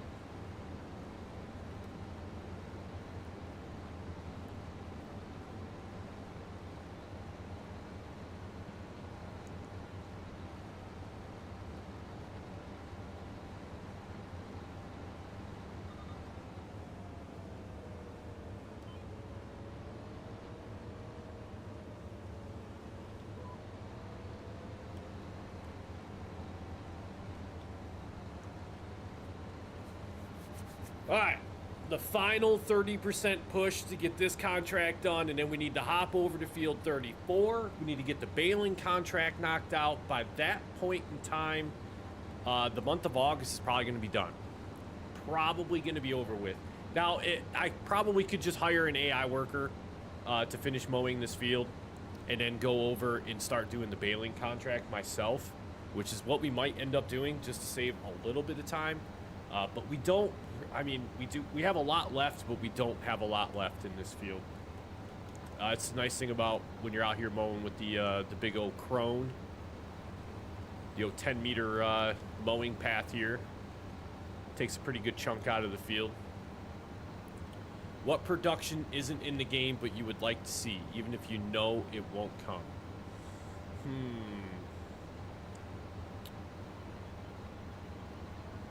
I do like the idea of the butcher shop. That would be kind of unique. I would like to see a sod farm. And you could manage the sod farm, grow the specific type of grass that you were going to grow and manage on that sod farm, and then you could sell it for people that want to use it for their yard. So you'd have to like deliver that amount of sod to that household. A sod farm, basically where you can grow grass, and then we have them here in the United States. They're a very well manicured, very well kept type of grass, and people can actually purchase grass from that particular sod farm and have it delivered to their, like if somebody's building a brand new house, they can order sod from that sod farm, and they'll actually like cut the grass up, deliver it to the house, and then lay it back down on the ground, and then it grows in. So basically you can skip like seeding and doing all that stuff and just have actual live grass that's been growing on a farm somewhere, brought in and planted. Golf courses will do it every now and again for like course maintenance and stuff like that. Like turf. Yep. Grow it up, dig it up. Yep. That's exactly it. So imagine this field right here is all one large sod field or turf field. And like you get an order from a resident that wants to, I don't know, like put a new backyard in. You would have to come out here and like extract that amount of turf and take it to that and deliver it to that resident. Even businesses will do it. So I think that would be kind of cool to have like a turf farm.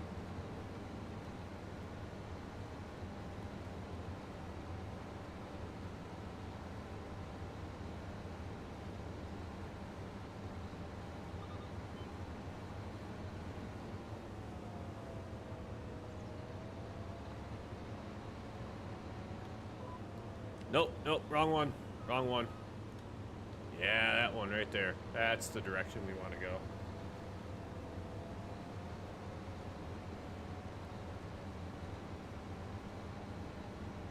Alright, we're actually, I think we're going to hire an AI worker here.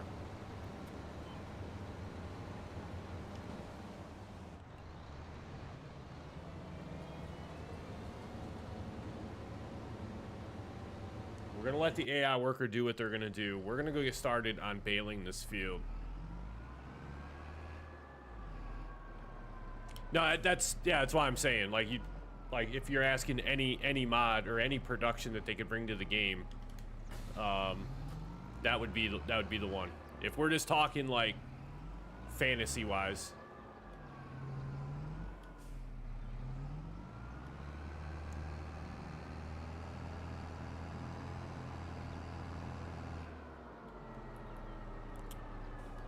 Field 34.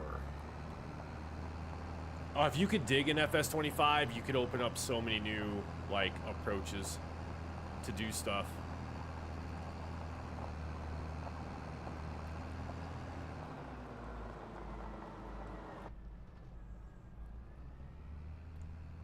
Like, you could dig out your own ponds, maybe dig out, like, a little river that you want to put in for whatever reason.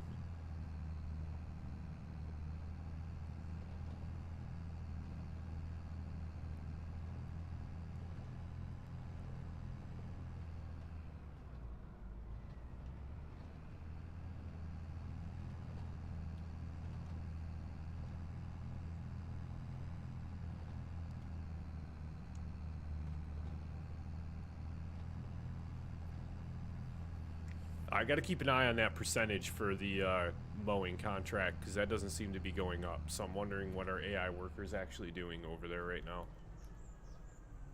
Alright, we need to turn right coming up here. Right here. There we go. And then we need to take the next left.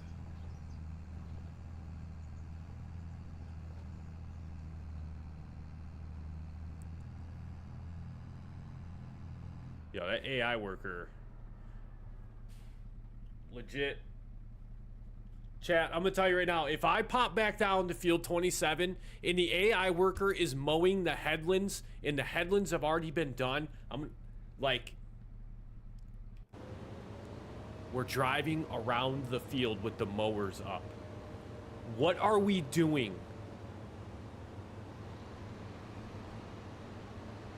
Oh, don't start working because now I'm here. Oh, don't start now.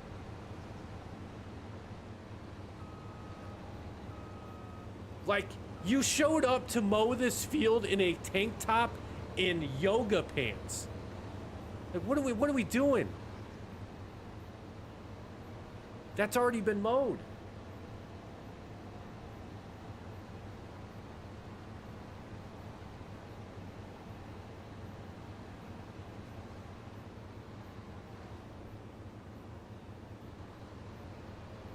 This right here is why AI workers drive me insane in this game.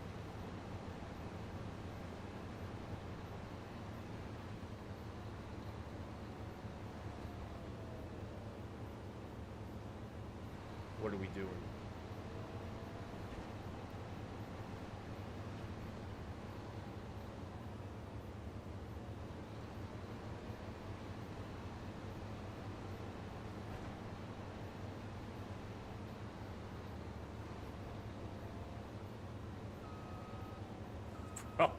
Bro, there's no shot. She's about to drive around the whole entire headland of this field, and it's already been mowed. I probably didn't. I cannot watch that anymore. Okay, let's bring this back over here.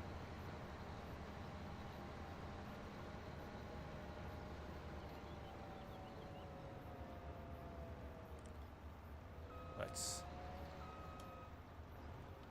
set this down right here. Let's turn the mowers back on. Let's get this going. Work the headlands off. Start with up and down. Go.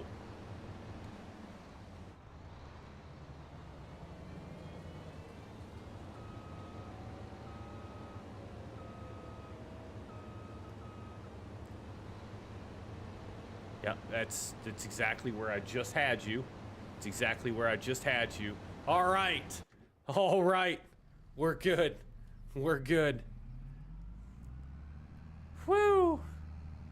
That was getting a little iffy there for a minute, chat. That one was getting a little iffy.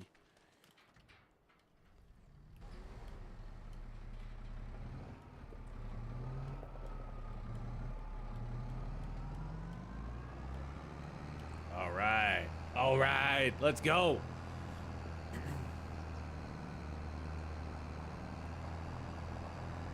All right, I see the field that we're going to be doing some bailing on. I do, however, have to hit the restroom before we start this next contract.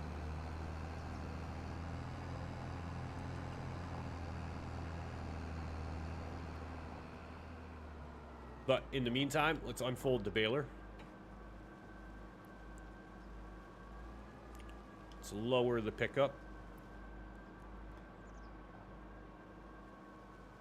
And why? Oh, okay. So it's going to be a little difficult to see from the overhead view. Okay. All right. But before we get started, let me go hit the restroom real quick. We'll come back and we'll get this baling contract knocked out.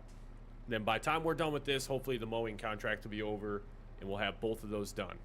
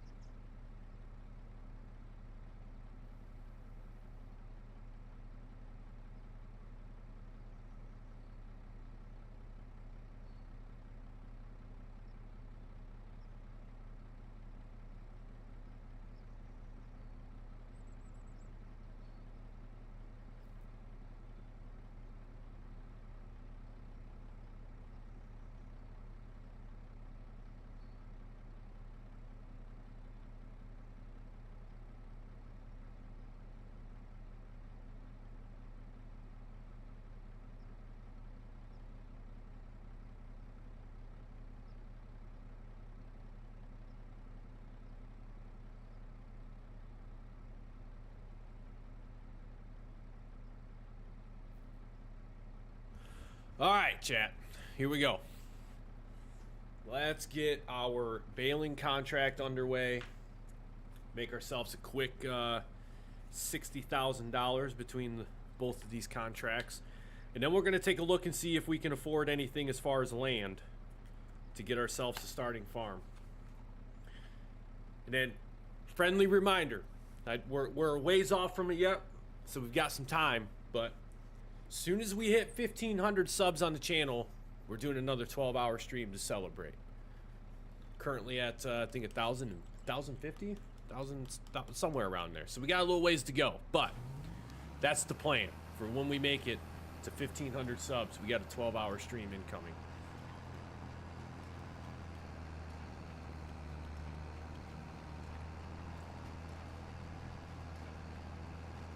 All right, can we see it? No, we really can't see it that well from inside the cab either.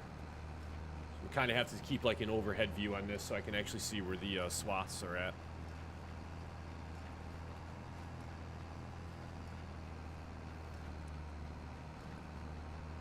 This baling contract's not bad because it's an auto dispensing baler. So some of the baling contracts are a little painful because once the baler's full, you have to stop, manually like unload them.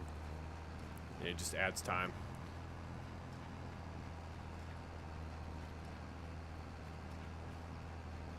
Yep. Yeah, I did. I posted in Discord regarding the absence there for a while. I'm glad to be back, man. Like I said, it was just, you know, I think I had to approach it differently. I had to remind myself to have fun with it. Don't put so much pressure on yourself. And that's why I wanted to start with coming back for, you know, some live streams first. Mainly too, just to get back into the swing of playing FS25 or Farming Simulator in general, because it had been a while, so it's like I had to kind of refamiliarize myself with a little bit of it. And eventually, like I said too, there's gonna be Let's Play series coming. It's just it's a matter of when we get one started. Like I said, I want more of the downloadable content to build up first regarding maps. I want a few more options for maps.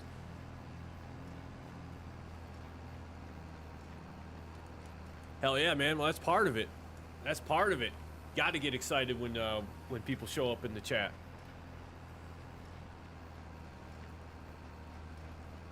Keeps it exciting. Keeps it engaging. Yeah, mine's coming up here shortly as well too. 12th of March though.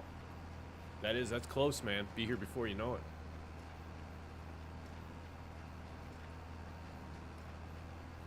Mine's coming up next month. You're catching up. You're catching up.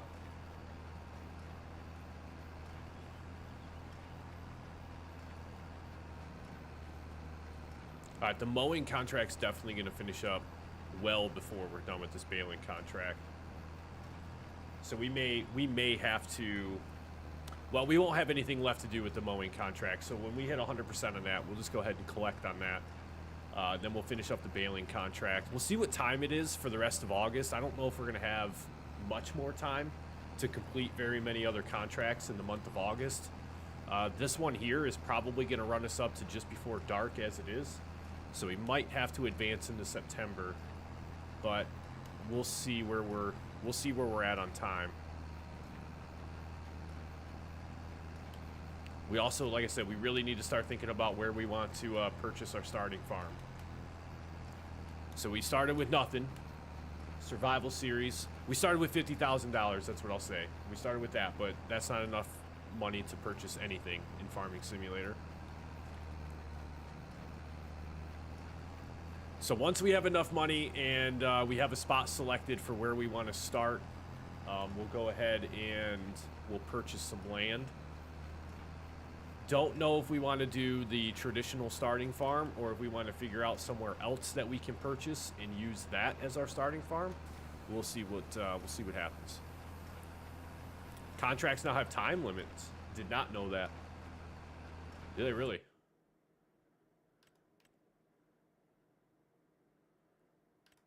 Is that what that 8 hours and 16 minutes is? Is the time limit?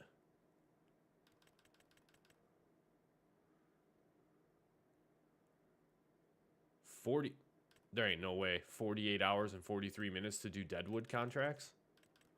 8 hours and 15 minutes? Is that the time limit?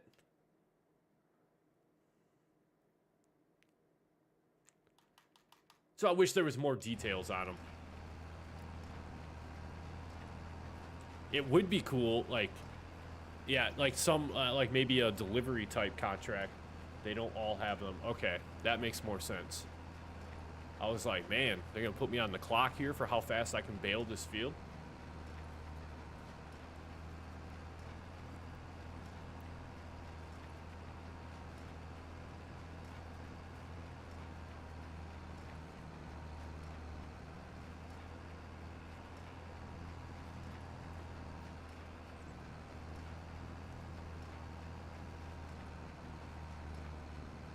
Oh, is this a sunflower field? This looks like a sunflower field. Yeah, it looks like one. I didn't think sunflower fields... No. Sorghum. Sorghum. Okay, that makes more sense. From, like, up above the tractor, it looked like sunflowers. But then I was like, wait, sunflower fields don't lay out a swath, I don't believe, so...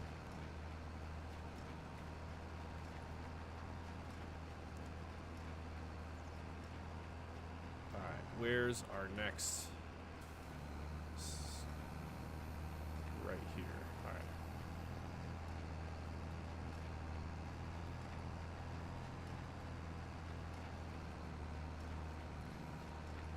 All right. Variable width pickup. Check. Got that one installed. You should see it work right there. Like right there. Yeah, definitely. As soon as I seen that one, I knew I had to download that one. Especially with my driving.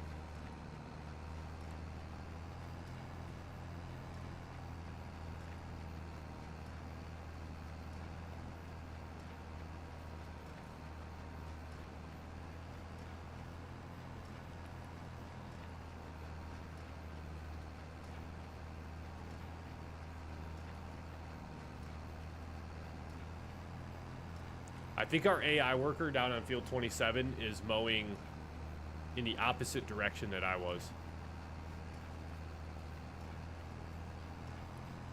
Huh. That would explain why it's taking them so long to make progress on that field.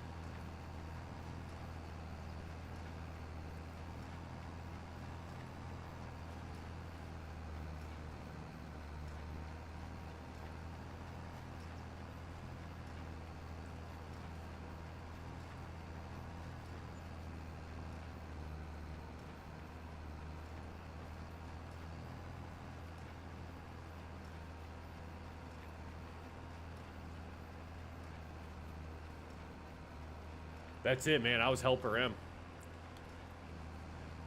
And you'll be happy to know my driving in this game has gotten no better at all. None. Actually, I feel like driving in this game, something with the steering doesn't feel the same as it did in FS22. But yeah, I've crashed quite a bit in FS25 already.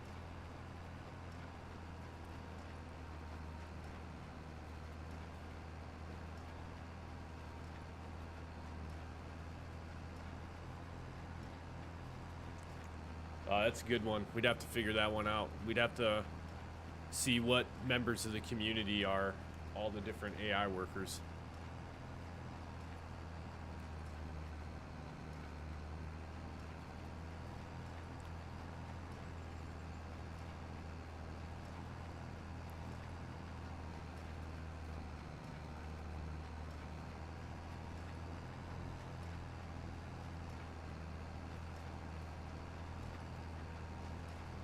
Yeah, you can definitely tell. Ooh, wow. Hey, there's the inside of a straw bale.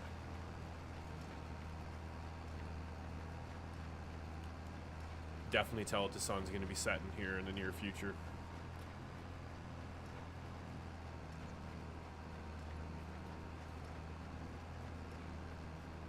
I haven't messed with the landscaping much, but the little bit that I have, it does seem a little bit more user-friendly. which is a great thing because it was painful in FS22, especially if you were going to sculpt, like, you know, raise and lower the ground and all that stuff. Which it just, again, I think it's just weird how they don't have a more user-friendly way to do that type of stuff.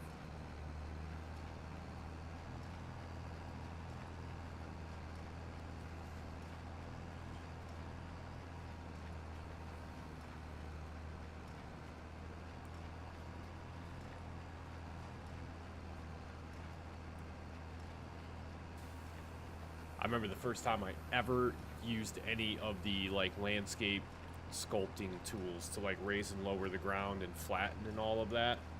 I had an absolute mess on my hands.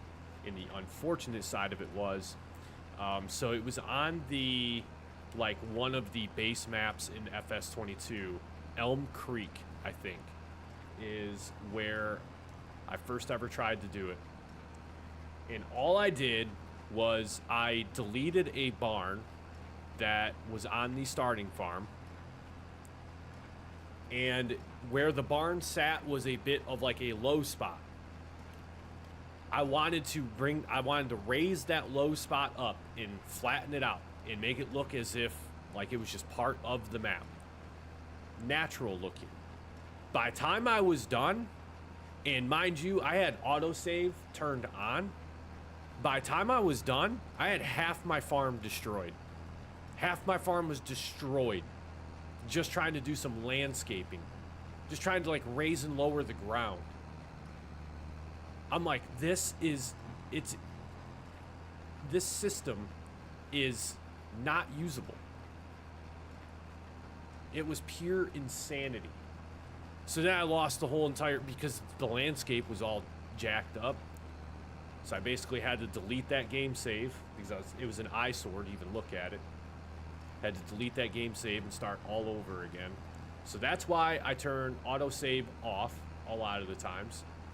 I'm very methodical about when I do save the game. So if I'm going to do any sort of landscape sculpting or any sort of landscape painting, I'll save the game before I start it. Because that way if I mess it up, I can exit the game, load back in, and it's all gone. Don't have to worry about it. I think I even did that on the Elma, Missouri live stream at one point in time on FS22. Is the mower still working? The bar doesn't seem to be going up. Yeah, we're gonna go check on her real quick here in a little bit. It's been slowly going up. Slowly going up. But see, we were going long ways up and down the field. I think the AI worker is going the short way across the field. So it's taking longer to make progress than what it was for us.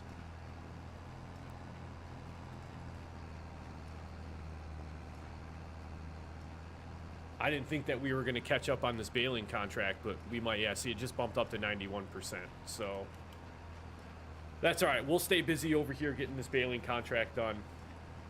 And then at the rate that we're catching up to the AI worker, by the time they do finish up, we should be at like 60, 65% complete on this one, maybe.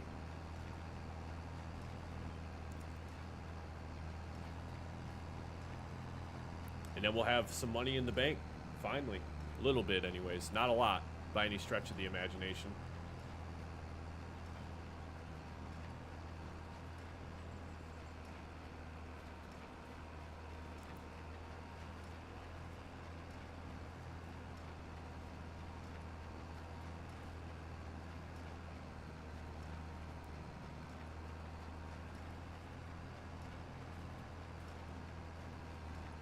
You talking like the guided steering?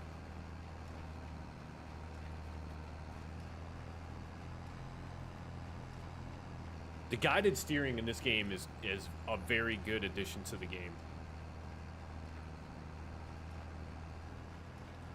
Like it's very easy to set that up. I love it in this game.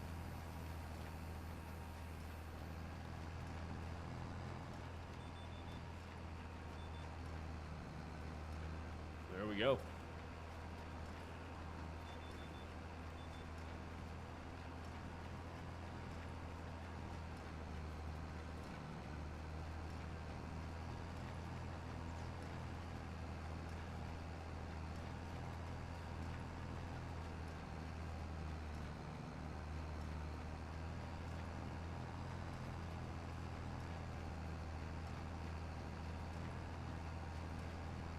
It's not bad. We've already made 15 bales off this field.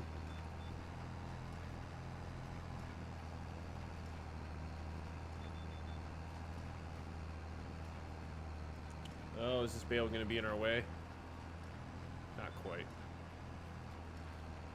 Yeah, see, the swaths are not lined up correctly for the GPS steering to be effective.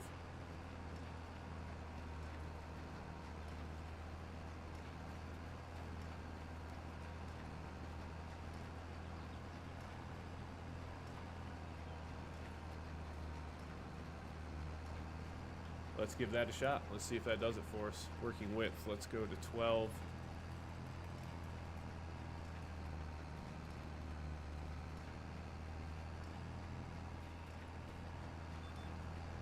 I don't know.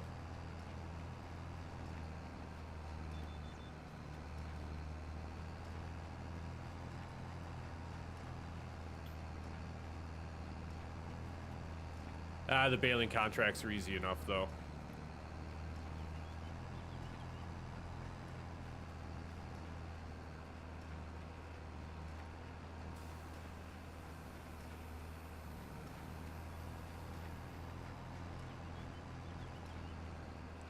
I would actually probably think that the working width is smaller, if anything.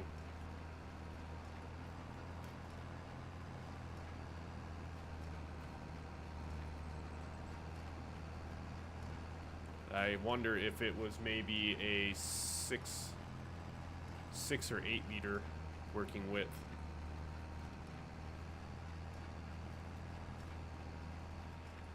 It doesn't quite look like it.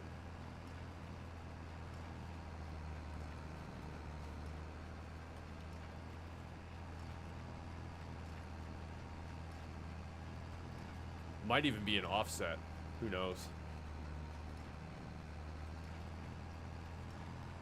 We'll leave the lines on. Let's go down to 6 meters. We'll try 6, and if it doesn't work at 6, we're fine. Like I said, it's a baling contract. It's not like driving a baler around is that challenging.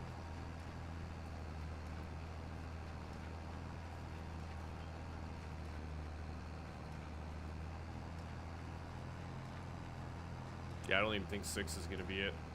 Might just be the difference in how they actually, or the piece of equipment that they use to do the field. Because the orange line would be the center line. So 6 meters is right on the edge. So it's 3 meters offset to the right. So side offset. Can we go with negative numbers? Yes. So I wonder if in order to move it over, I think 3 meters is probably going to be too much. It is.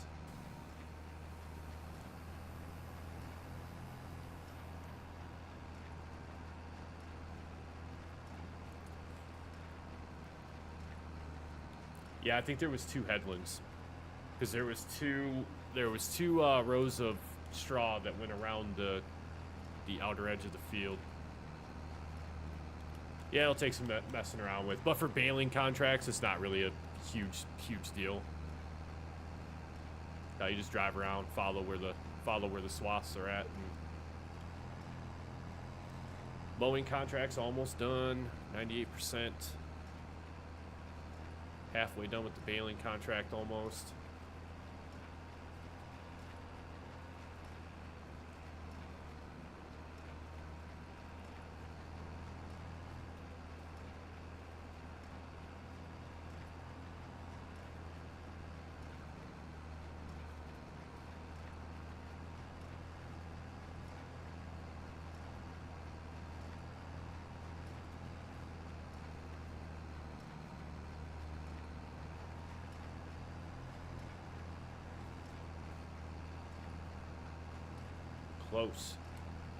Close to cashing in on some money. It's going on 5 o'clock. Should still have enough sunlight left to get the baling contract done. Mowing contract's officially done.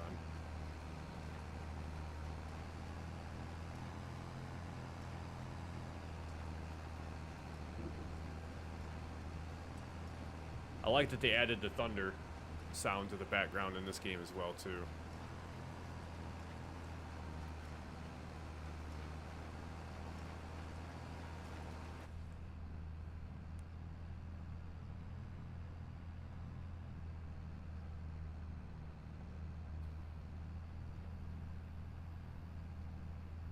And once it actually starts raining a little bit harder, we should have the windshield wipers coming out.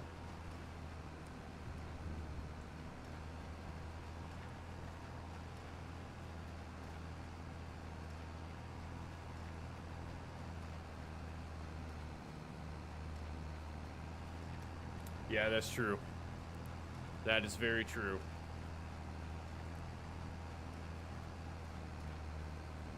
Yeah, like, so with the sorghum field here is a prime example. So FS22, when you harvested sorghum, it would take it down to the ground, and it was very easy to see your swath that you left behind. FS25, you actually have some stalk left, and it's very difficult to see. Like, if I lower this down, outside of what's rendering out there ahead of us, you can't even tell that there's a swath on the ground. So that's the reason I kind of have like this overhead view going, so that I can follow the swath actually across the whole entire field. Fertilizing contracts, though, were also the same way. Like, that's what I enjoyed about using precision farming, is when you use precision farming on your fields in FS22 and then you did lime or fertilizer, you could watch the color change on the field, so you knew like exactly what you had that was fertilized. I think the couple fertilizing contracts that I have done, I haven't paid attention to it to see if FS25 does the same thing with like shades of blue when you do fertilization. But with precision farming, that's another mod that I hope comes back. Precision farming, by the way. Soft plug for please bring back precision farming. Amazing. I miss that very much.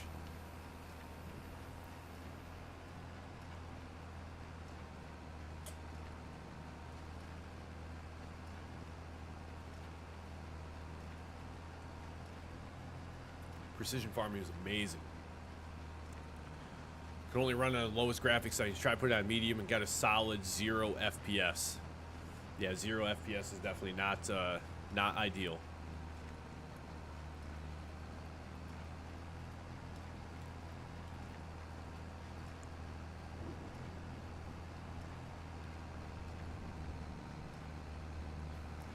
That's all right, man. I have a pretty decent gaming computer, and on FS22, I would drop frames for some reason. I don't know why, but I would drop frames. FS25 doesn't seem to be an issue. But yeah, FS22, I don't know what it was, but every now and again when I did a live stream, I would drop frames.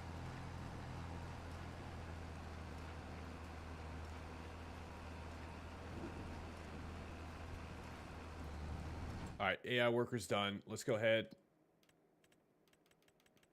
Did it? What? Oh, there it is. Okay. I was about to say I did not see our contracts there for a little bit. All right, $23,000. Done.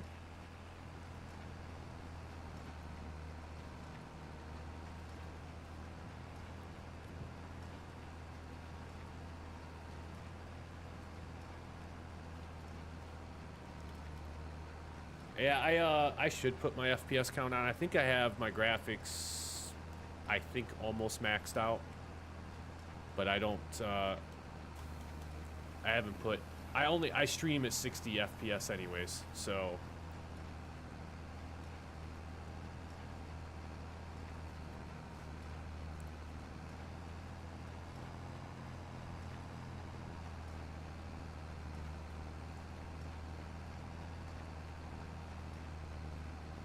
Yeah, we're still learning some of the new stuff for FS25.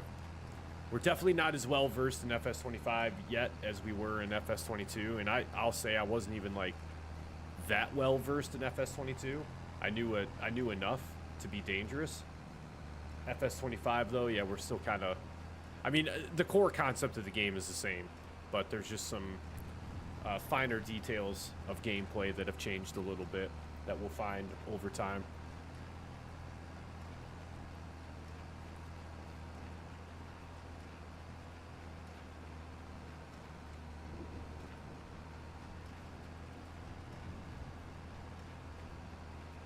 I'm glad, though, that the mod hub is starting to actually get some new maps. Not that I haven't played much of the base game ones.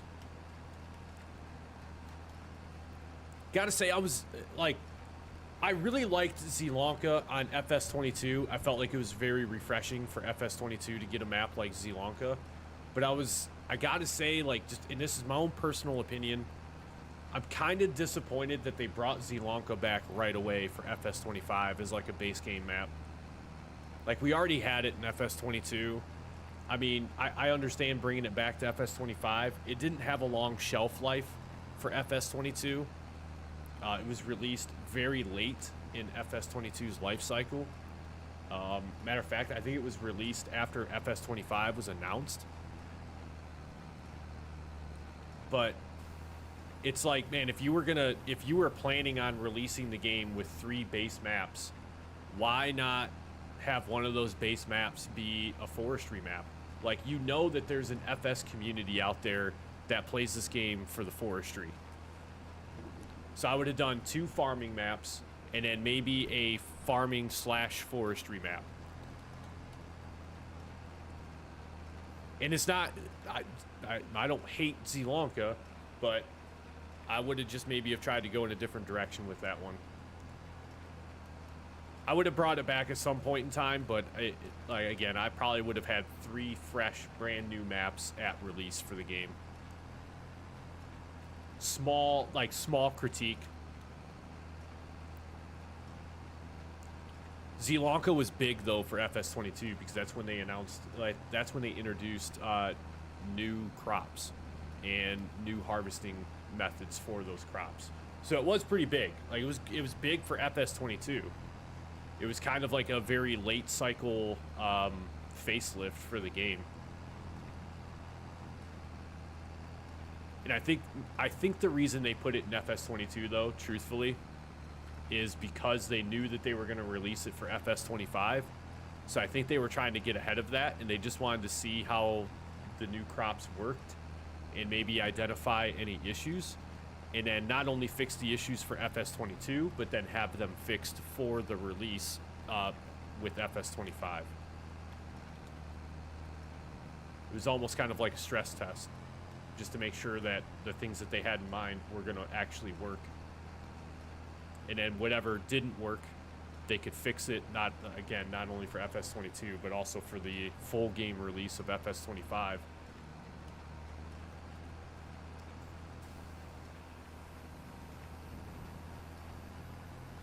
Yeah, Riverbend would have been a really nice forestry map as well, too. New Frontier, I do have that one downloaded. I've got mixed emotions on New Frontier. I think it has an identity crisis, kind of to your point, Del. I think it tries to be no man's land, but it also tries to be a forestry map at the same time.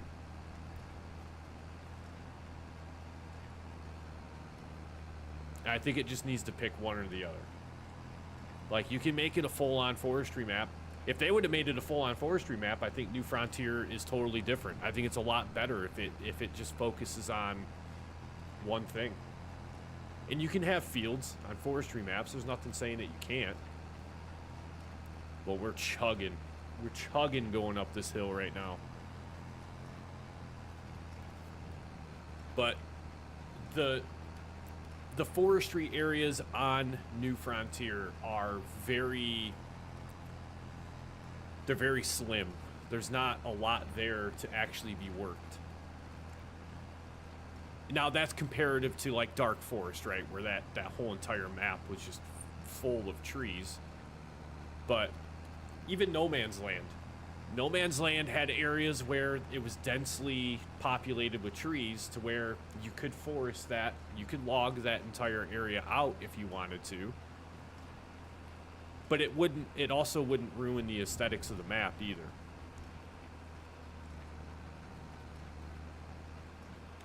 There probably was some rush to have it be one of the first maps dropped shortly after FS25's release.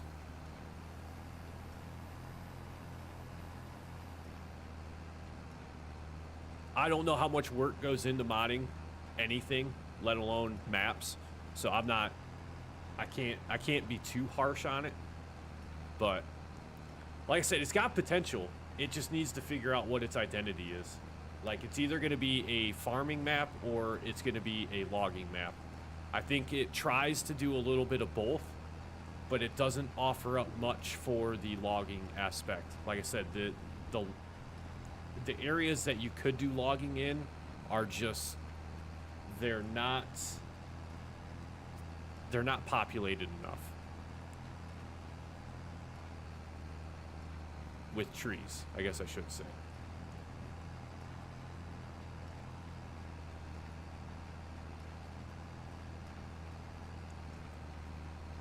$4 mph going up this hill right now. Come on, baby, you can do it. Come on, we're almost done.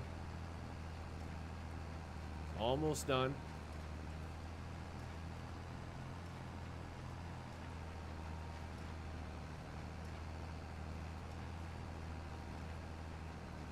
Yeah, so I just say I hope Alien Jim brings No Man's Land back to FS25. I really feel like he will.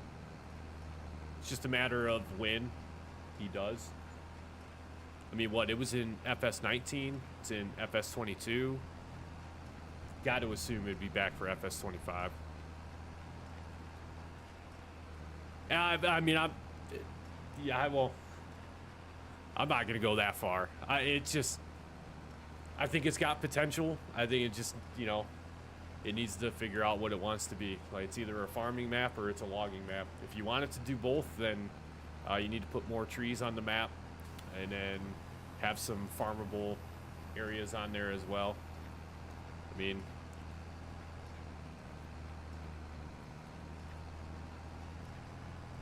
it's better than I would have ever have done trying to make a map, that's for sure. I wouldn't even know where to start. So I give credit to him for getting it out. And who knows, maybe there's some updates planned for it in the future.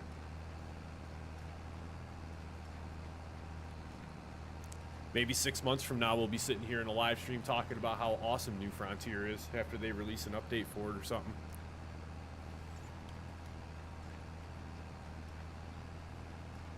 Oh, struggling up these hills. Come on.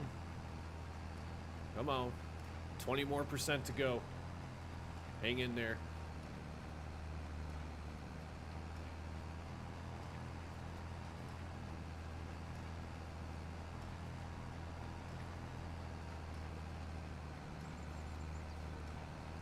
There we go. How many more rows do we got left? Probably about four or five more rows left. You got to be getting close.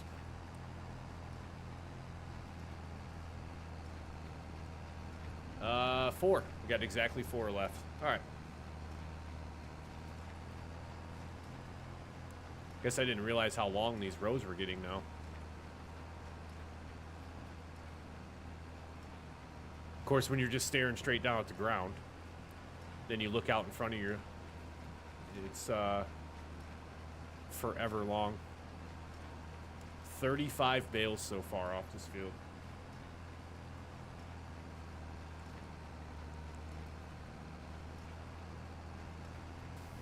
I do want to take a moment though and appreciate the mud buildup on the tires. Like, drastically different from FS22. Like, even back here, like on the baler itself, drastically different. Small details like that. I can appreciate some very small details like that. Even the tracks in the mud too, like when you're plowing a field, Even the tracks in the field look a lot better too.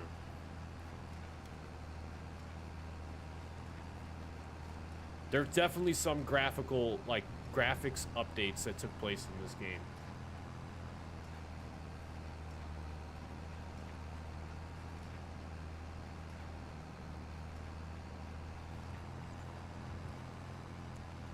Oh yeah, the uphill portion. Come on. This is painful. It is painful when it slows down like this. Wonder too though if it is also like the mud slowing us down as well, even more on the uphill portions. We're gonna pretend that that's the case, even if it's really not. We're gonna pretend that it is. It's just muddy with all this rain we're getting.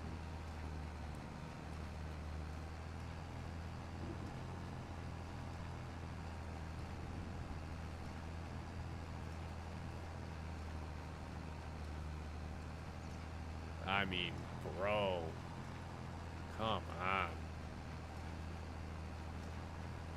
Like, we're not even really going uphill anymore.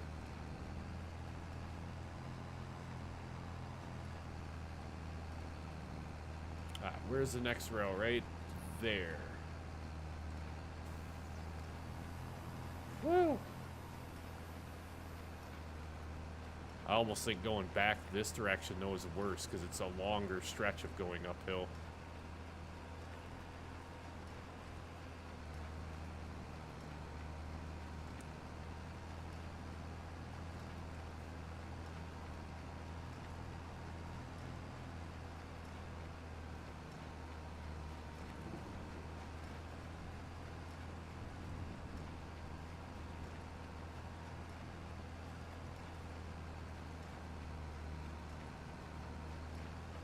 %86%, so close.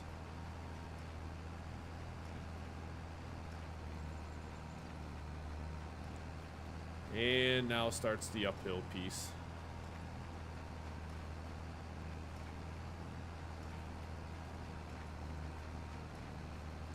So we're just gonna lock the cruise control and we're just gonna worry about climbing up this hill.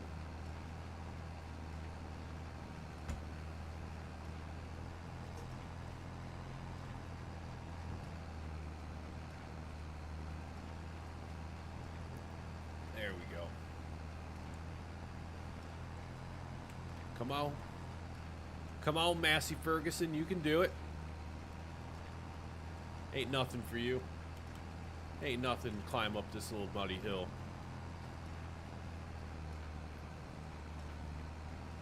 All right. There we go.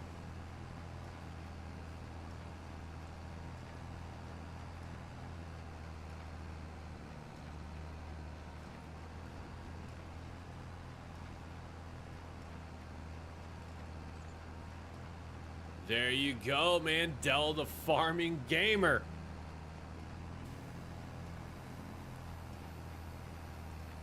Switching up on me, man. Can't keep track of you anymore.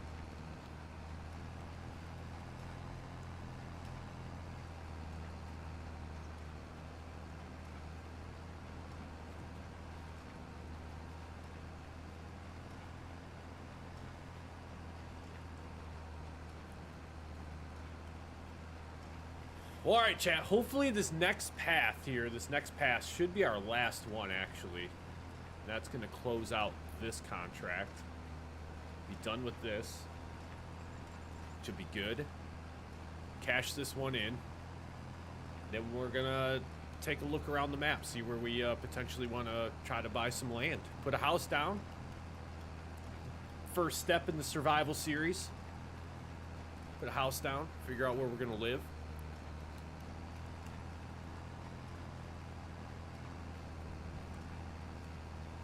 Then we'll have to, of course, grind out some more contracts, keep some money coming in.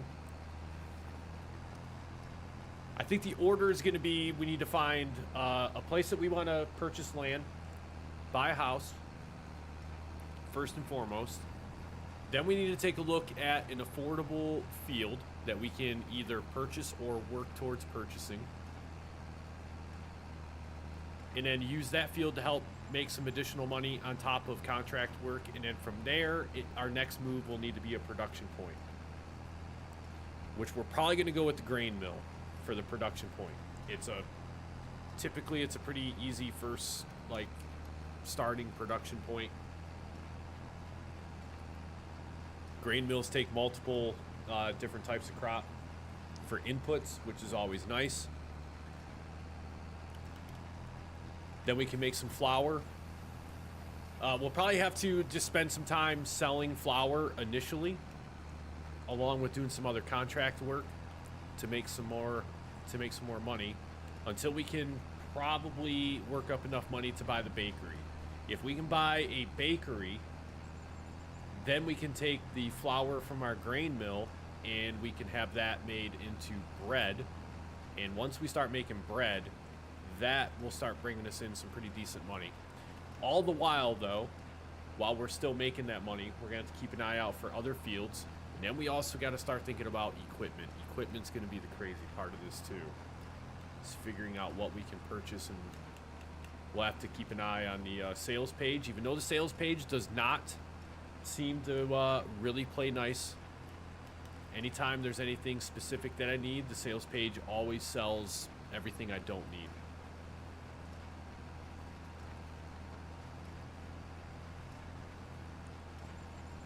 All right, 96%, final countdown. The final 4%.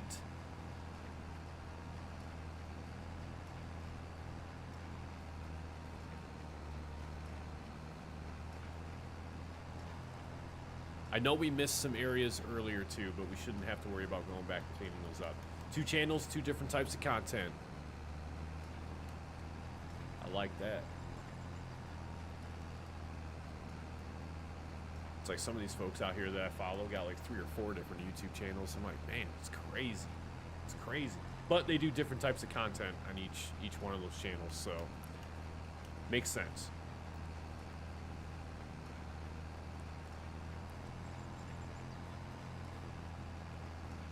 Yep, sun's going down in the month of August, slowly creeping up on 7 o'clock in the evening.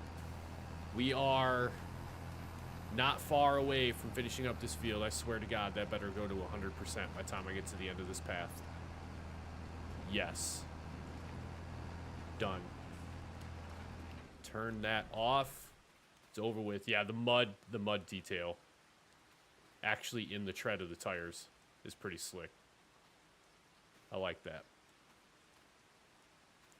And I'll even say too, with like even the machinery getting dirty, looks a little bit better in FS25 than it did in FS22.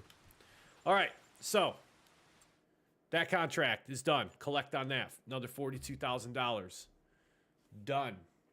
That brings our total up to $131,000 that we have for purchasing a field. So if we take a look around here, the starting farm that I think you would normally start with, is this what I think it is? Oh, man. Is this a forestry area? Oh, man, say less. I'm all about that. I will cut every single tree down in here. I swear. If we end up purchasing that little plot of land right there, I promise I'll cut every single tree that's in that area down. I love that. That is awesome. Okay, I think this is vicinity of the starting farm that we would normally have. We have like an older style barn here, perhaps. Almost looks like an animal pen, if I'm being honest. That might be a cow pen, potentially. But in order to figure out what we're going to buy, where's our actual, like, starting house? I always forget where the actual starting house was on Calmsden, on FS22. But it's not important. What is important, though, is we find land that we can purchase. So, with that, let's jump up here. And let's go farmland. That's one of them. That's the cow farm. There's other farms there as well. Okay, yeah. I figured it was somewhere kind of down and around in this area.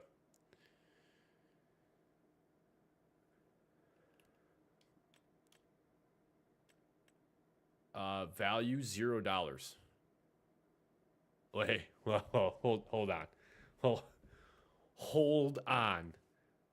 $0? No. No, we can't be doing that.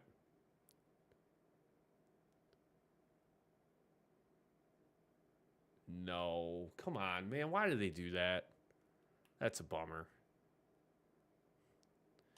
All right, so we could buy Farmland 36. With this you do? If you buy this, Farmland 1, you get a sawmill and biogas plant? Or are you talking, oh, you're talking 35. You're talking 35. Okay, hang on. Let me find field 35.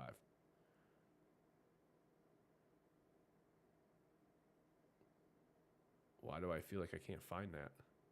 Oh, right here. I got you. I got you. Right there. Oh, Farmland 1. Farmland 1, you get the biogas plant with that? Yeah, but it's $0 though. Like that's the unfortunate part. Is it's $0.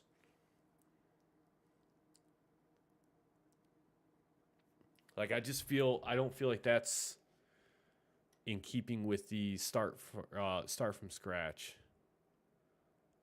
35 is the farm, but Farmland 1 is periphery items for Farmland 35. I see what you're saying.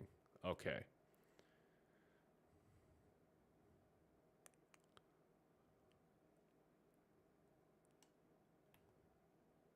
That is wild, though, that you get that much land for free.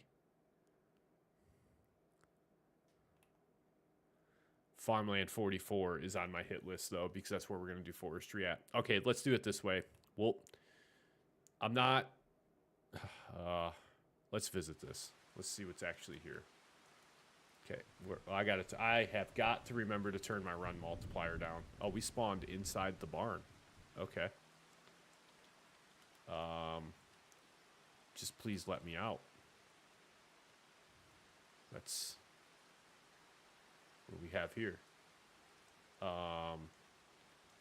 Yeah, can we just open the door?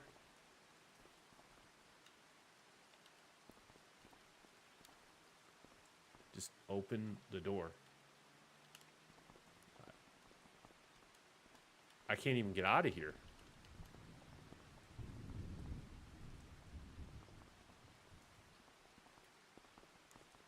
Oh, you got to buy the farm to open the door. That makes sense, but it's weird that they spawn you in there. Okay. There we go. We basically did one contract. One contract gave us enough money to buy the farm. All right, so taking a look at everything that we have here. We've got our nice gate, which we'll just jump over that now that it's opening. All right, so we got a little bit of storage space outside.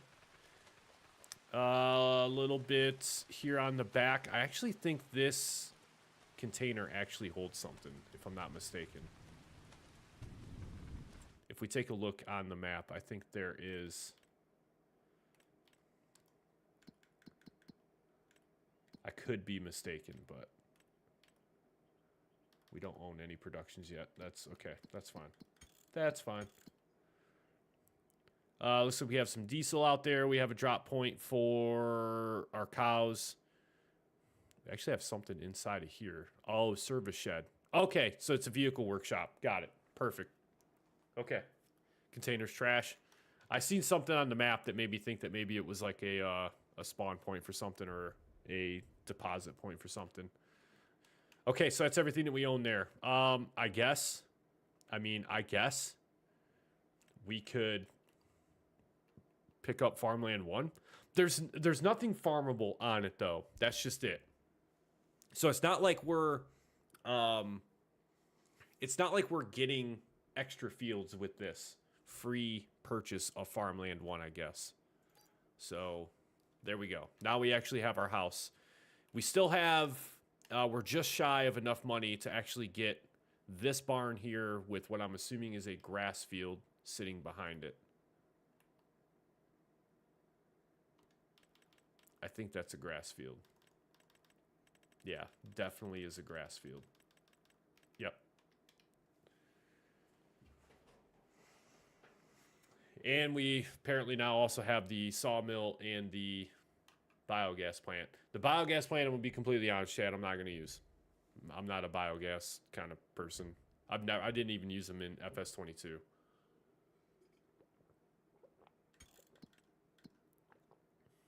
Owned Productions. Sawmill. Not bad. I'm cool with that. Now, the sawmill, for sure. Like, I'm all about having a sawmill. This is crazy money. Crazy money. Time-saving stocks check. This is a mod from the Downloadable Content Center.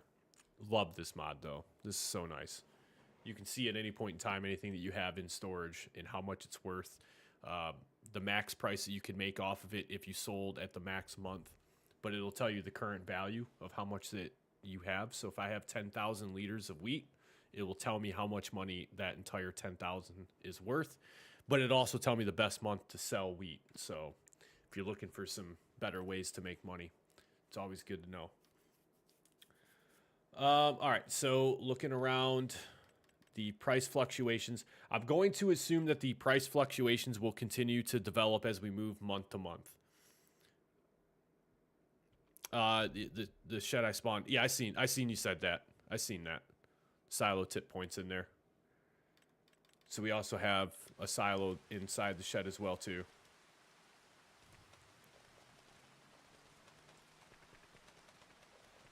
Yeah, I'm assuming this is the tip point right here. Yeah, 16 million liters. That's my kind of silo right there. That's it. Like it. All right, let's close the shed. Good to go. All right, we still have $80,000 left over, so that's good. Sales page. Let's see what the sales page doesn't have for us. Like I said, nothing.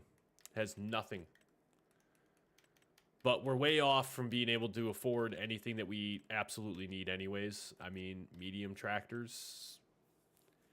Probably like a decent sized starting tractor is still gonna cost us a ton of money.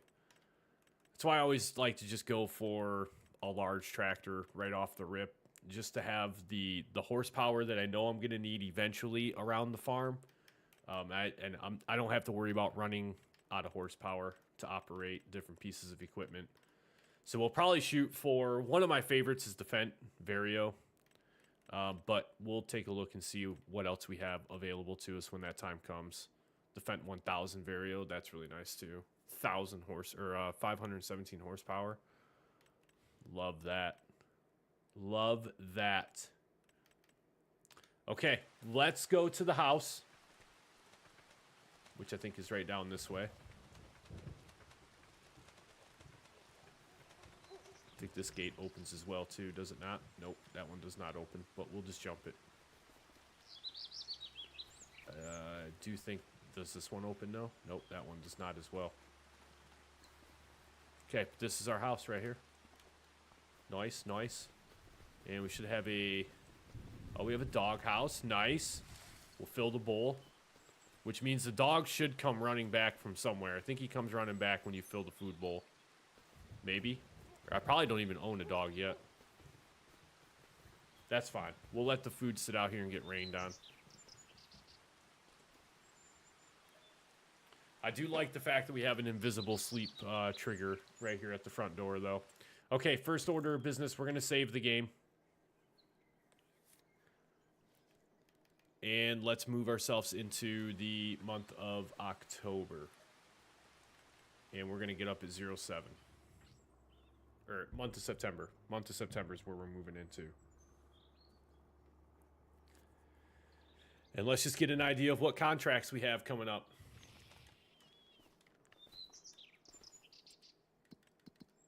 If there's any that are out here that we can actually... Ooh, bale wrapping? No, thank you. Not a chance I'm doing a bale wrapping contract. Ooh, we do have a harvesting contract. Oh, peas? I don't think so. I don't know about that one. Spraying contract, that'll take like no time whatsoever to make that $8,000. These contracts kind of suck.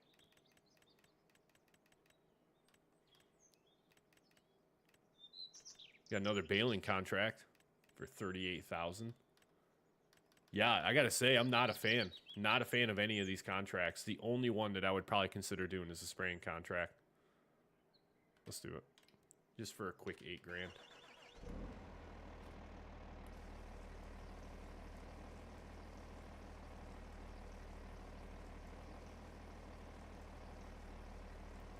Now, the last time I did a spraying contract, it did not work out as well as I thought it was going to. But we're going to give it another shot. We'll see.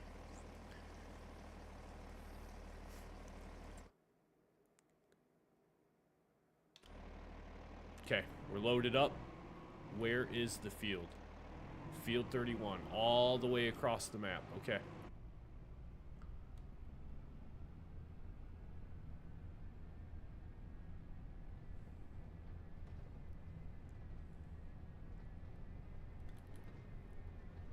All the way across the map.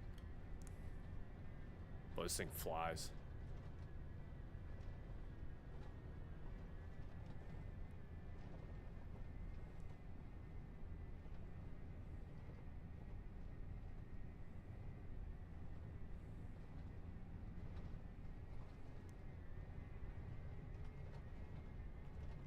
Yeah, I can only imagine the pea harvest has to be, it's painstakingly slow.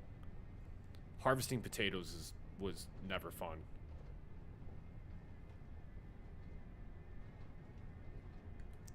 Okay, let's make sure. All right, next.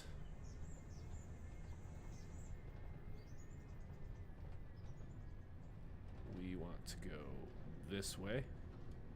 There we go. Oh, don't flip over. Don't flip it over. I'll never hear the end of that one.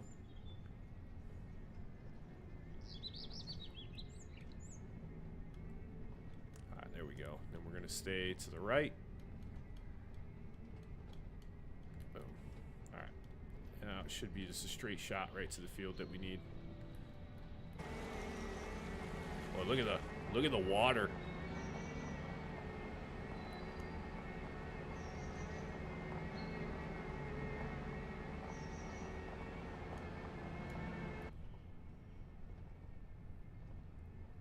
Close. All right, that field right there out our door is the one that we need. Can I get in through this way, or is there an invisible barrier there? Nope, I can absolutely get in from this way. Okay, perfect.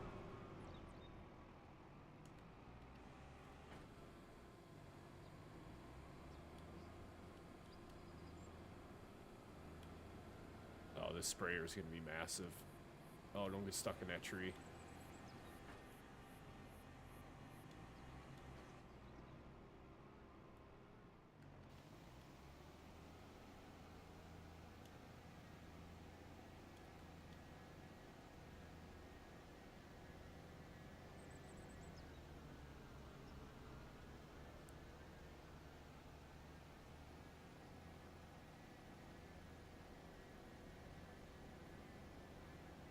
Okay, so this is exactly what happened the last time I did a spraying contract.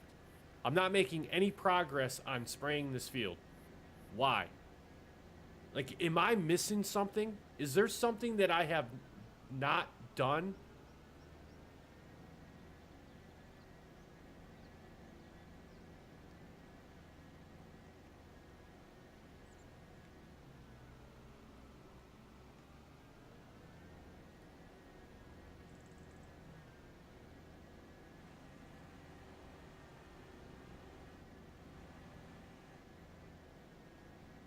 Because we're at 0%. And there's no way that we're still at 0%.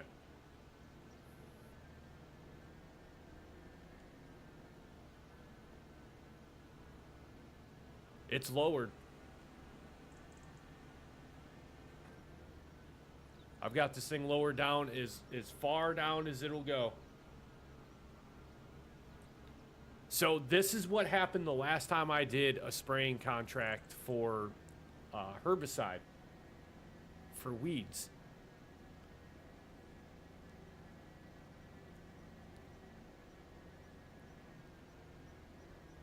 And I don't know if there's just something that I'm missing or if it's just a bug with the game and that these contracts are not tracking properly.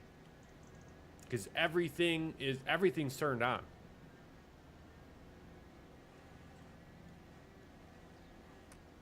We're actively using herbicide.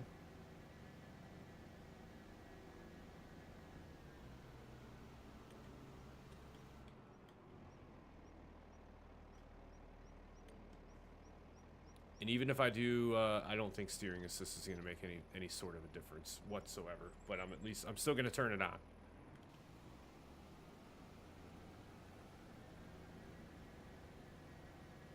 I have weeds on, yes. But even with that, it's a contract.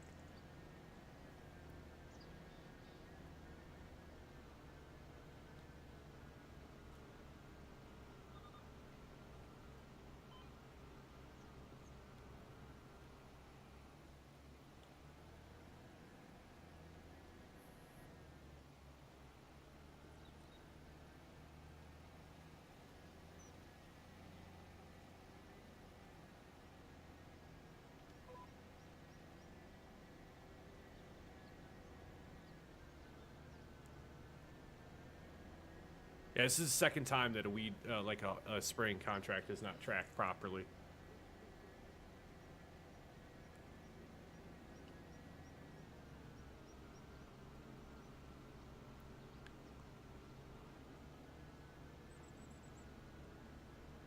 I will say, though, the last time I did this, and then I ended up I canceled or turned in the contract, like, because it wasn't, to my opinion, it wasn't working properly.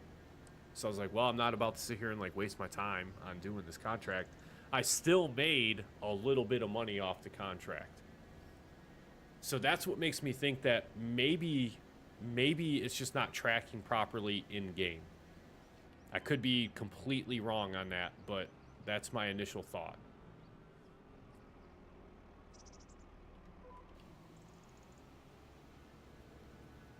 So I'm going to do my best to still spray this whole entire field, assuming that I have enough herbicide left.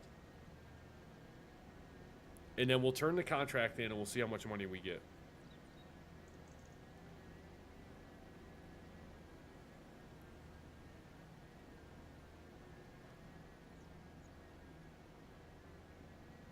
And I thought, like, in FS25, the weeds would turn, like, a grayish color to signify that they had been killed. And I'm not sure, like, I think even Dell was saying earlier that they still do that. Like, the weeds will still turn gray after you spray them.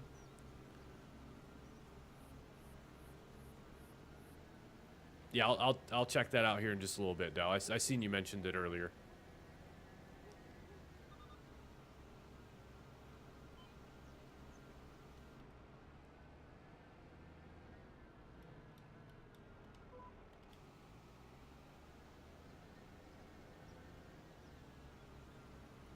Like right now, we should be like 70-ish% of the way done with this field, and it still says 0. So I'm either just wasting all of this time doing something that's not going to matter, or it's showing. I guess. Hang on. I guess one thing we could maybe check. Yeah, progress 0%. Remove the weeds in the field by spraying it with herbicide, which is exactly what we're doing.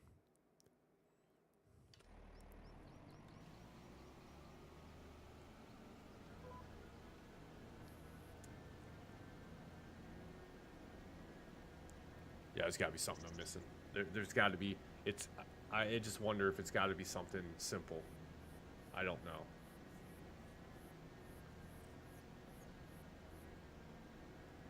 I appreciate it, Dell. I think it's just a glitch in the game, to be completely honest.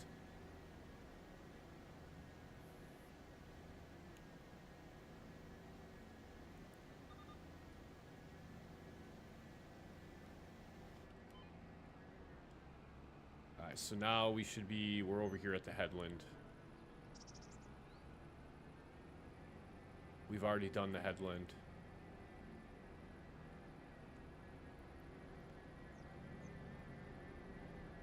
I mean, I guess I'll turn this on just. So my in-game settings for this are weeds are on, limes on. So crops and growth is on, off, on, and then enabled for crop destruction.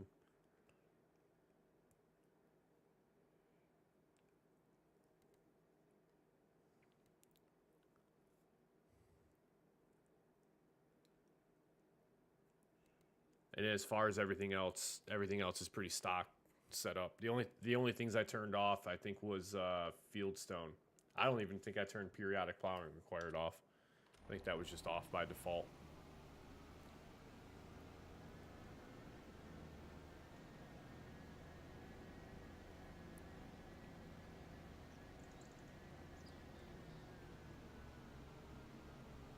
I'm gonna at least do one more pass around the perimeter of the field. And I'm gonna turn it. I was gonna turn the contract in. If we make the full amount of money, then I'm gonna say it's just a visual glitch in game, and the completion percentage is not working as advertised. If we turn the contract in and we don't make much money at all, then I'm gonna say that the entire contract is bugged and it's not tracking properly, which is then also affecting the amount of money that you get paid out for actually doing the contract. Because like the other thing I'll be curious to see too is if we somehow, some way can manage to get a contract finished pop up to show. We're gonna run out of herbicide anyways. We don't have enough herbicide to finish this up, to be honest. Yeah, it's no rush, Del. Don't worry about it, man. It's not that big of a deal. I appreciate that, man, for hitting the like button. I appreciate it for sure.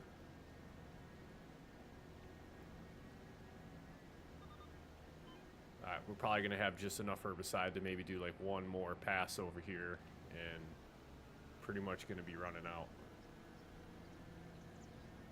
Nothing is indicating to me, though, that this is going to give us any sort of like contract complete.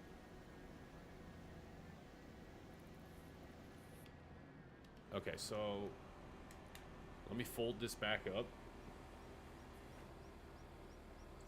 And then maybe, I don't even know, maybe unfold it and put it back in.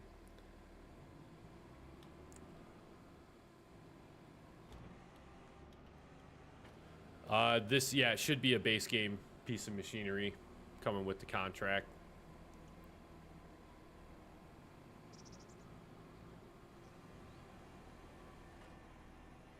I highly doubt this is going to do anything, but it's worth a shot. We turn herbicide on. And yeah, we're still getting nothing. Okay. Even if we lower this all the way down, as far as it will go. Alright. I'm over it. I'm over it. Let's just turn the contract in. Let's just see what happens, I guess. Yeah, we got to cancel the contract.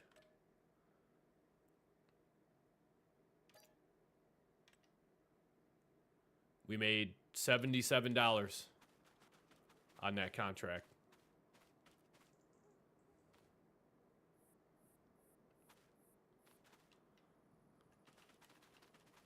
So the other thing I'm wondering, though, was this field withered before we started the contract, or is it withered now that we've turned the contract in?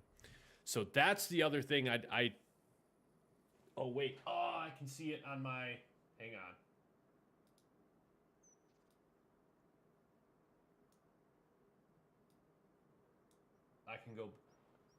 I can go back and look at it in the live stream. I think it was withered to start. No, it was not withered to start. Hang on.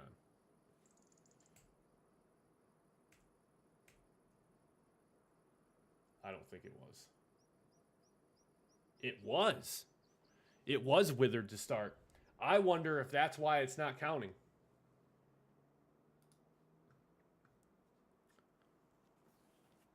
I bet that's why it said 0 progress, is because this field was already withered to begin with.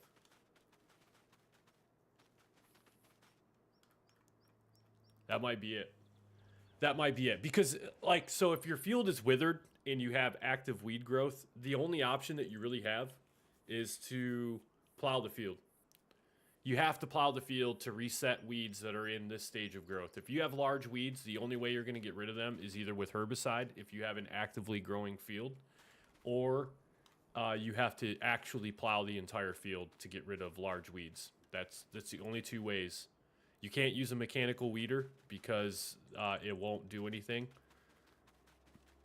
unless they change that in FS25. But FS22, mechanical weeders would not get rid of large weeds. It was either herbicide or plow the field. And then herbicide would affect your yield potential, which is what I really loved. Again, another thing I've really enjoyed about precision farming is precision farming had the see and spray technology. So it would only spray herbicide on active weed growth, which was better with precision farming because it didn't impact your yield, if at all. It didn't affect it by very much. And it was just more cost efficient as well, too. But I'm thinking that's why we made 0 progress on this field, is because the field's already dead. So it's recognizing that this field is probably just all one big weeds. Let's see if we have another.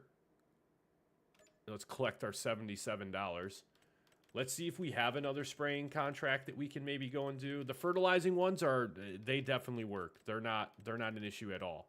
Okay, so field 7 and field 33 are the two that we need to check now. So wait a second. Field 33 is right here. Weed, medium. Okay. All right. Let's just do the contract. Let's just try it out. Where's field 7? Because field 7 is actually a little bit bigger. So if we're going to do anything, we can make more money on field 7.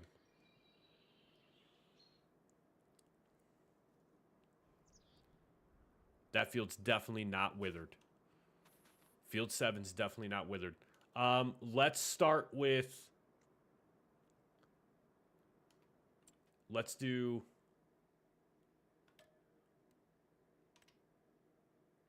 that one.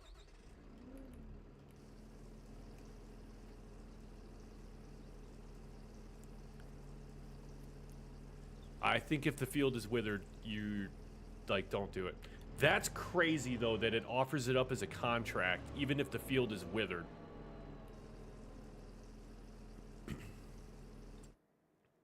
Field 4.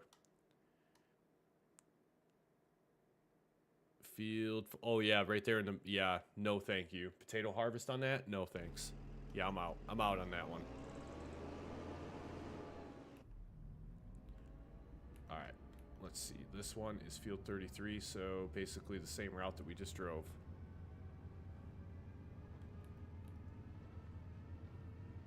I think we're on to it here now, chat. I think we got it figured out.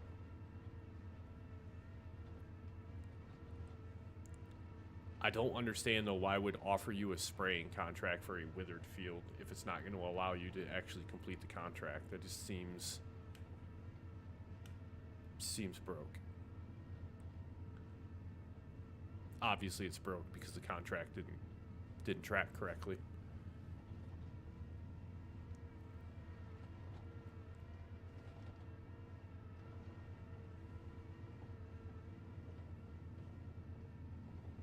If this works on field 33, that's exactly what it would. That's exactly what it is. You can't spray herbicide on a withered field and have it count as progress made for a contract.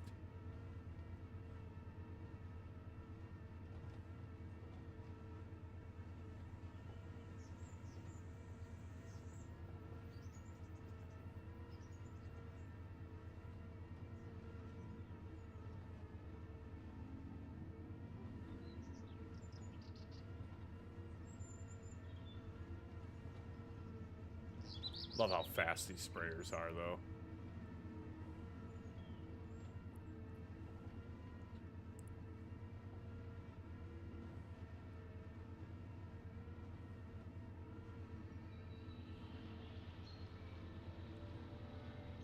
I think field 33 is coming up here on our right shortly. It is. So it should be this field right here.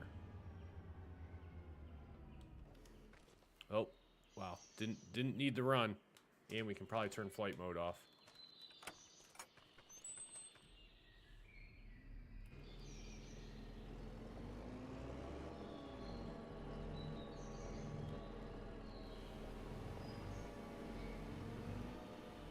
All right. Here we go. Moment of truth.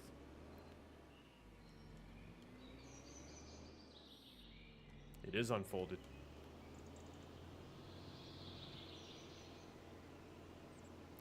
That's what it was. You can't spray herbicide on a withered field. I did hear the sound of the gate opening. It does seem like when I pass by like that little church building back there too on the road on the way over here, you can hear music playing inside the church.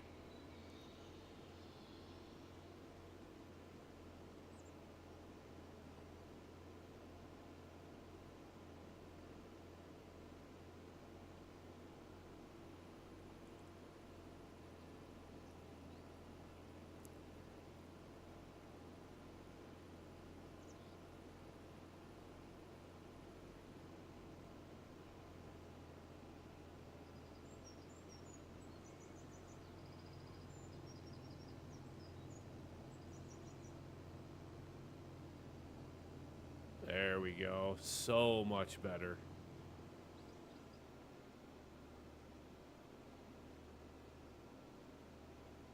Oh, I did not know that.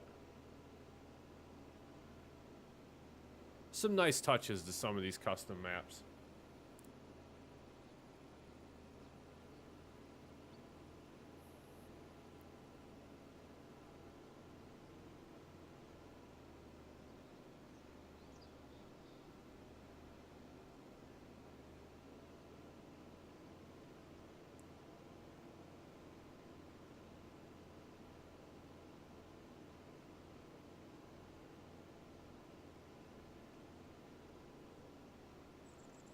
Well, I'm glad we figured that out about the weeding or the spraying contracts for herbicide.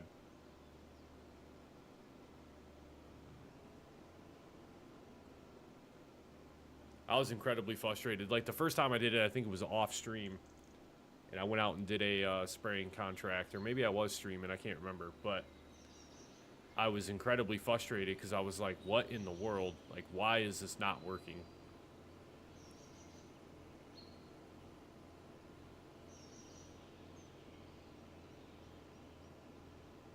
But that makes a lot more sense now.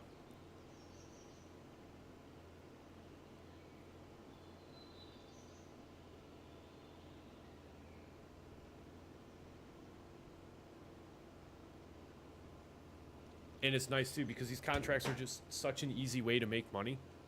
So it's nice to know now that you got that figured out. I just thought it was something with the game, like they just weren't tracking correctly, but I never thought to look and see if the field was withered ahead of doing the contract. But now that we have, we know now that that is in fact the issue. So it's nothing with the game. It was just the condition of the field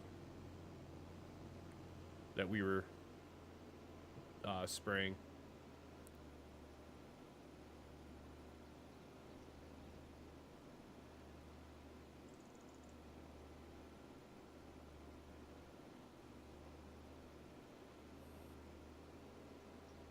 Nice little haze there across the field. That's a nice touch too.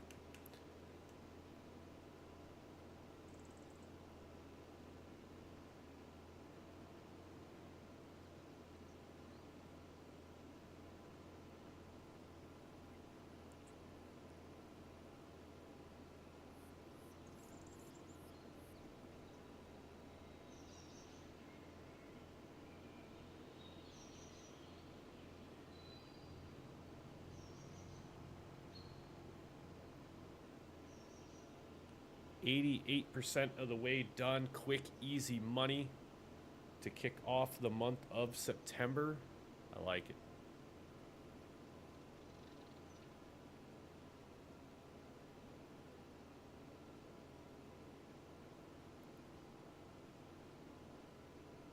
welcome back.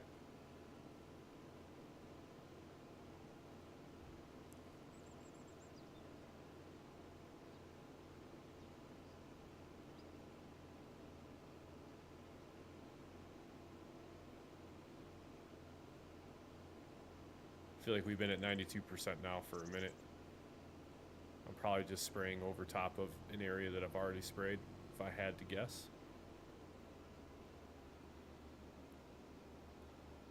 This is where definitely having the GPS guidance steering will help. There we go. Now we're trending in the right direction.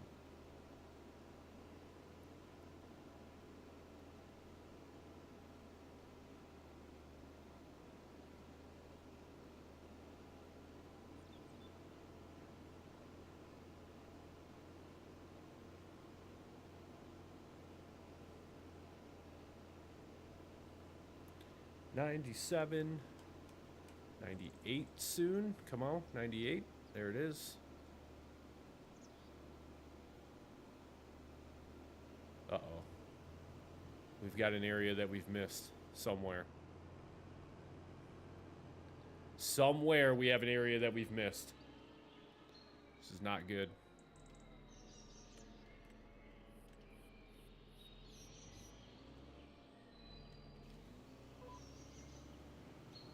I know we've done the headlands.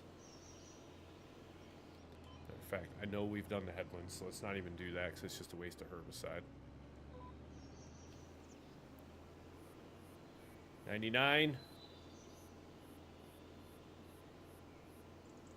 Contract finished. Perfect. Let's go ahead and jump on out of that. Let's go down here and collect on that. Done deal.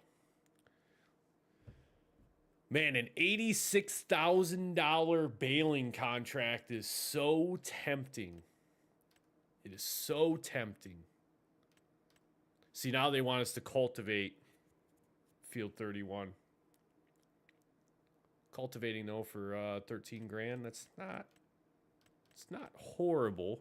It's not horrible. Let's see, what else do we got? $10,000 fertilizing contract. That feels like it'd be easy money. Let's go ahead and let's knock that one out. That's insane. That's just... I think the issue though we're going to run into is the capacity for this fertilizer spreader.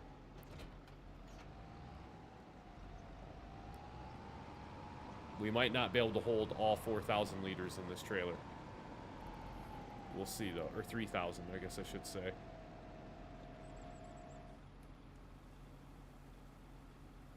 Oh, we sure will.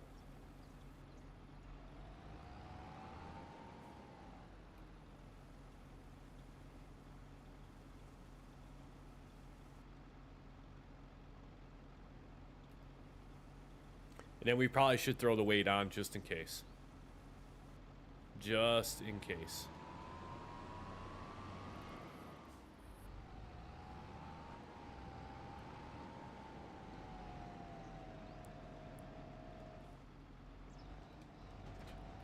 Done deal. All right, where are we going? Where are we going? Field 30. A lot of business over in that area of the map. Watch out, lady.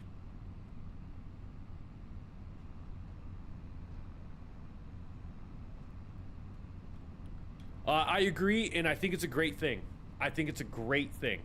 Look, if you're hiring me to come fertilize your field, why do I have to buy the fertilizer to fertilize your field that you are hiring me to come and fertilize? I feel like it should have been provided. It should have been provided in FS22. I don't know why they made you buy it. Especially for contract work. Specifically for contract work, I will say. That's like telling me that, oh, here's a contract to plow my field, but you need to buy the tractor, buy the plow, and everything else along with it in order to plow this field.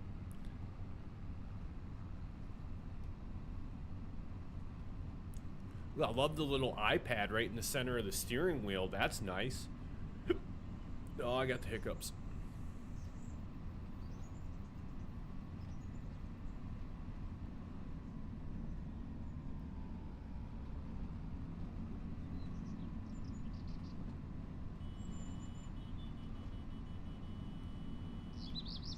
We're coming up to that church. I'll stop so we can hear the music. Oh, we already passed it. Never mind.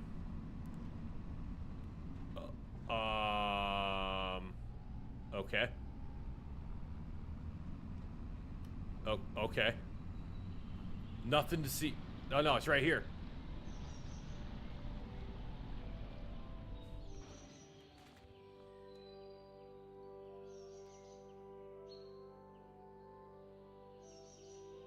Yeah, you can kind of hear it.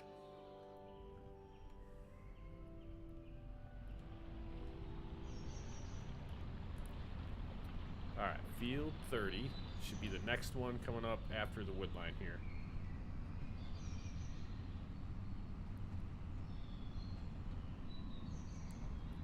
Yeah, for sure. If you use your own fertilizer that you have already on the farm, definitely. Like, you should make some extra money. Like, they should have to pay you back for that fertilizer. Let's turn our blinker on.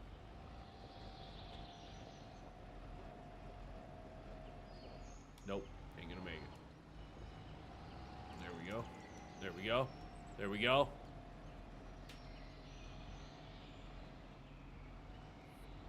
Luke 1234. New farmer, huh? Bro, show me how not to farm. I'm a newbie. Man, there is no wrong way to play this game. I'll be completely honest. Whatever it is that you want to do in this game, you can definitely do it. If you want to straight up just farm, you can farm. If you want to do logging, you can do logging.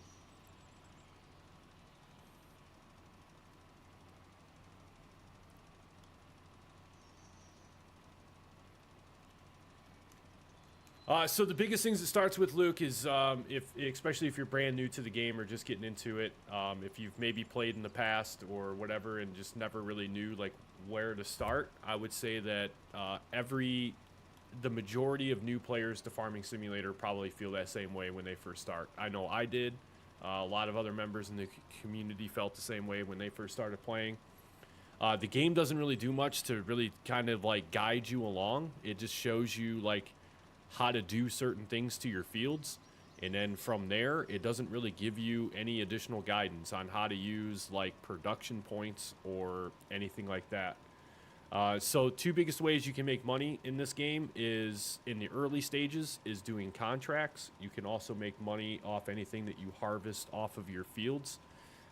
If you want to make more money though, it is absolutely 110% all about the production points. So for an example, if you have a wheat field and you harvest that wheat field, you can then take your wheat, let's say you purchase a grain mill, you can then take your wheat to the grain mill and have wheat converted into flour. Now the big difference is, and I can kind of show you a little bit of what I'm talking about. So the big difference with that is, first we got to take a look at how much money does wheat sell for. So right now, because I'm only 2 months in on this playthrough, it's only going to show me the prices for August and September. So this price graph right here is going to change as we get into each one of these months. Everything has a point where it sells for its highest value, and everything has a point where it sells for its lowest value.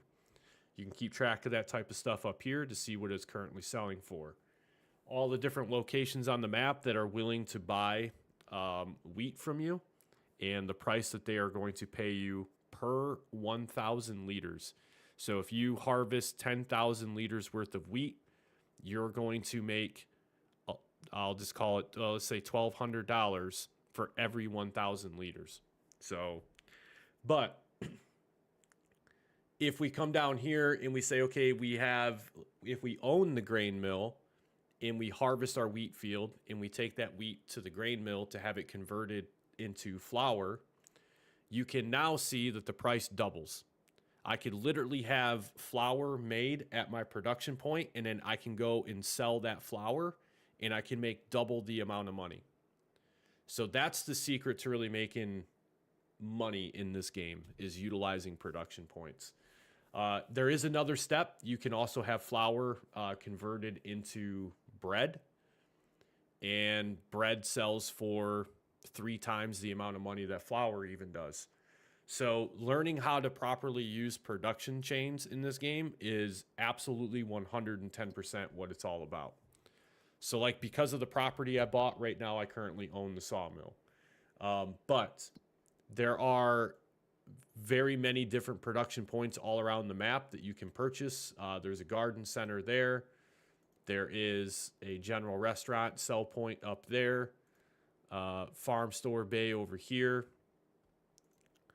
And we have some other places around here, liquid fertilizer tanks. And then there's going to be a few places down here, probably towards the bottom of the map as well, where you can start to sell all this different type of stuff. That's the secret to making more money in the game. If you're someone that just wants to work fields, that's totally fine and completely doable. 100% you can just play that way as well. You can store all your crop in the silo if you would really like to, until you have a certain amount that you desire to have. And then you can sell it, or you can take it to a production point. Some items like wheat are used for feeding your animals, specifically chickens eat wheat, and then chickens produce eggs, and then you can also sell the eggs.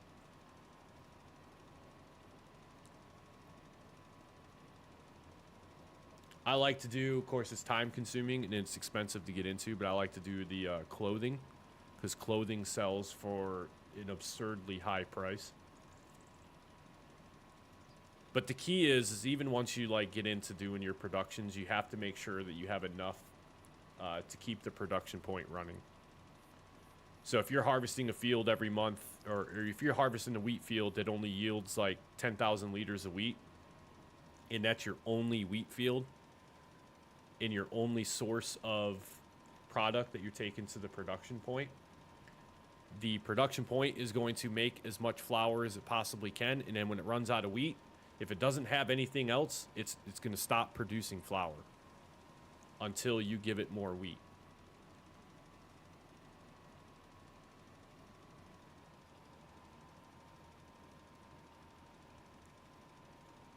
I have a video on the channel too. It's from FS22, Luke, but I have a video on the channel too, like a beginner's guide series from FS22. A lot of the same concepts from FS22 apply to FS25, and I talk about production points in that video as well.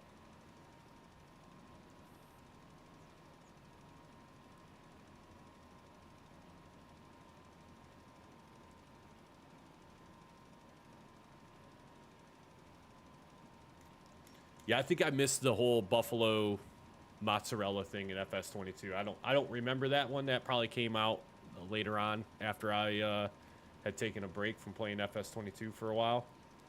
But I have no doubt, like, there's a lot of good products out there that make a lot of good money.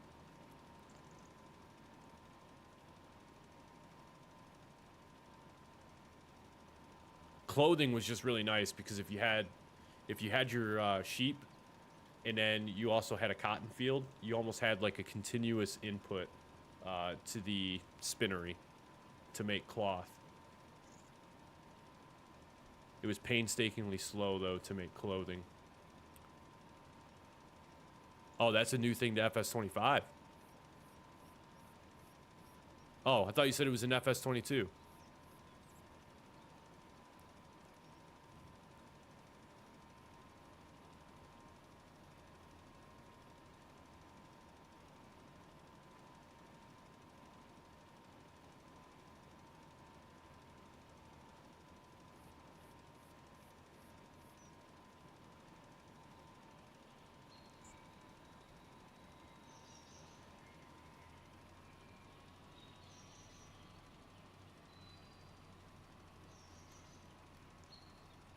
No, I hear you, man. I am as well. We're going to finish up this fertilizing contract here, and then it's probably going to be end of the stream for the night.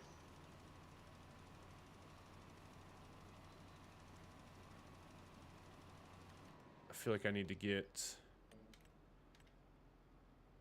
There we go. Let's just do that. Now that we've got the headland done.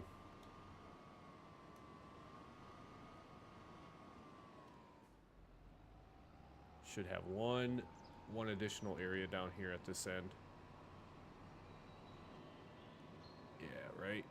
right there. That'll work.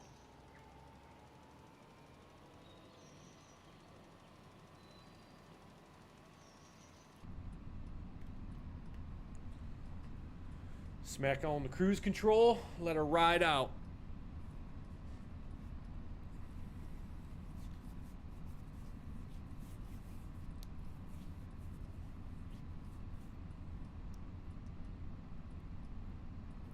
Water buffalo's new animal to FS25. That's wild.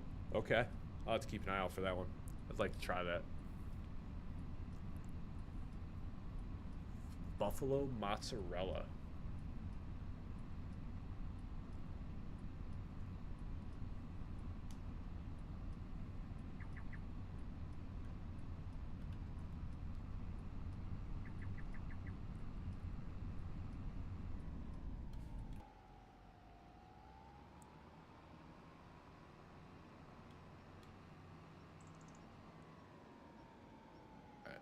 This is the line I want right there. Turn that on.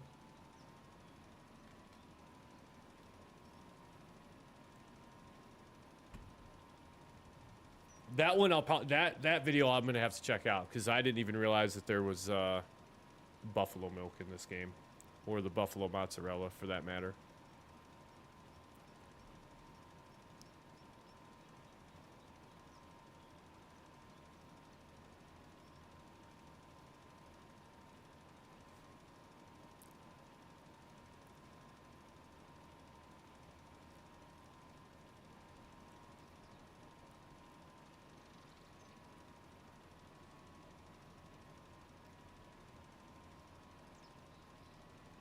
Yeah, I got to figure out too what my next video is going to be that I put up on the channel.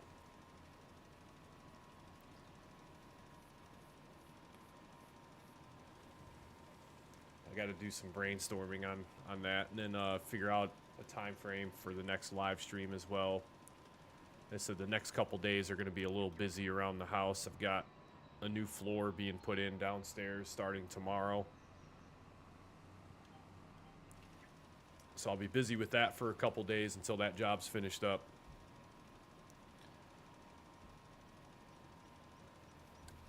And I got to work late Thursday. And then, before you know it, the weekend's here again already. Probably do a live stream this weekend. I'm thinking for sure we can pull one off this weekend.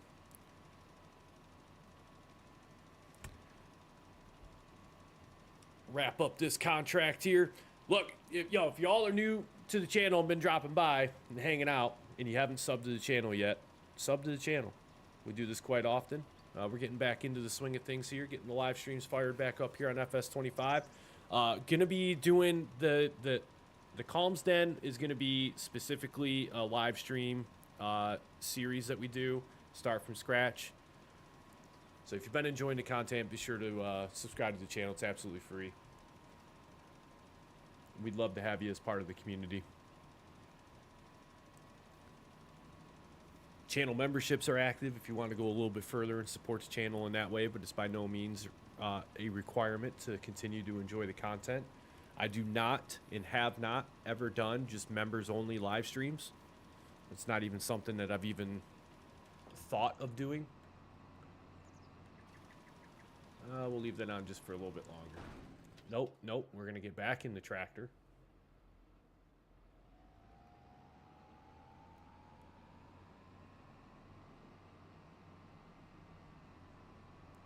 And then eventually, too, we're going to start bringing back some Let's Play series back to the channel as well, where we'll take on some different maps, do a Let's Play series. Some of them will be like a survival, start from scratch series. Others are just going to be some kind of fun Let's Plays where we don't really take anything too overly serious. And then I'm also still dropping new beginners content for those that are just getting into the game. So if you've got questions on how to do something, the first video that we put out, we kind of discussed the different difficulty settings and some options that you have available to you for when you're first setting up your game and getting started. The last video I just put up for the beginner's guide was a plowing fields tutorial, and I think the next one that we do, I'm not 100% certain yet.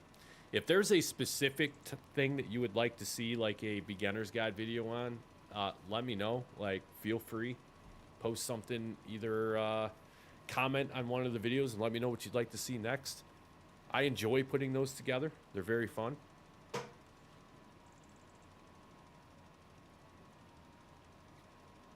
You got Dell. Dell's also going to be doing some beginner's guide series videos for you guys.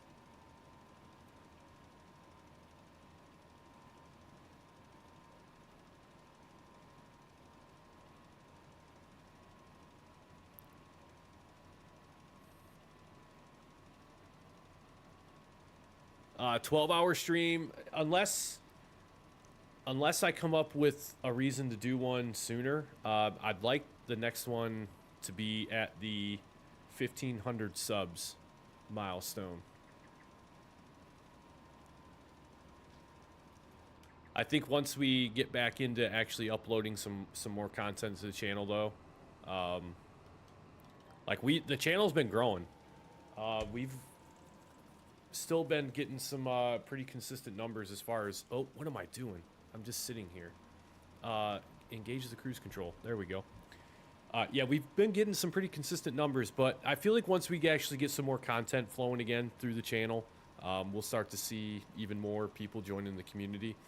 But yeah, the next 12-hour that I can think of that I know I'm going to do is when we hit 1,500 subs. If we do one before then, it's just going to kind of be because I just chose to do one.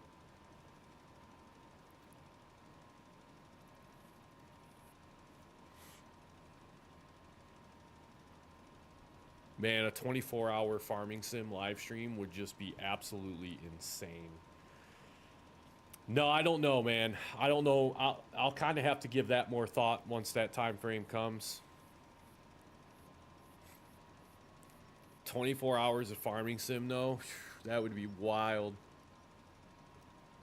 That would be wild.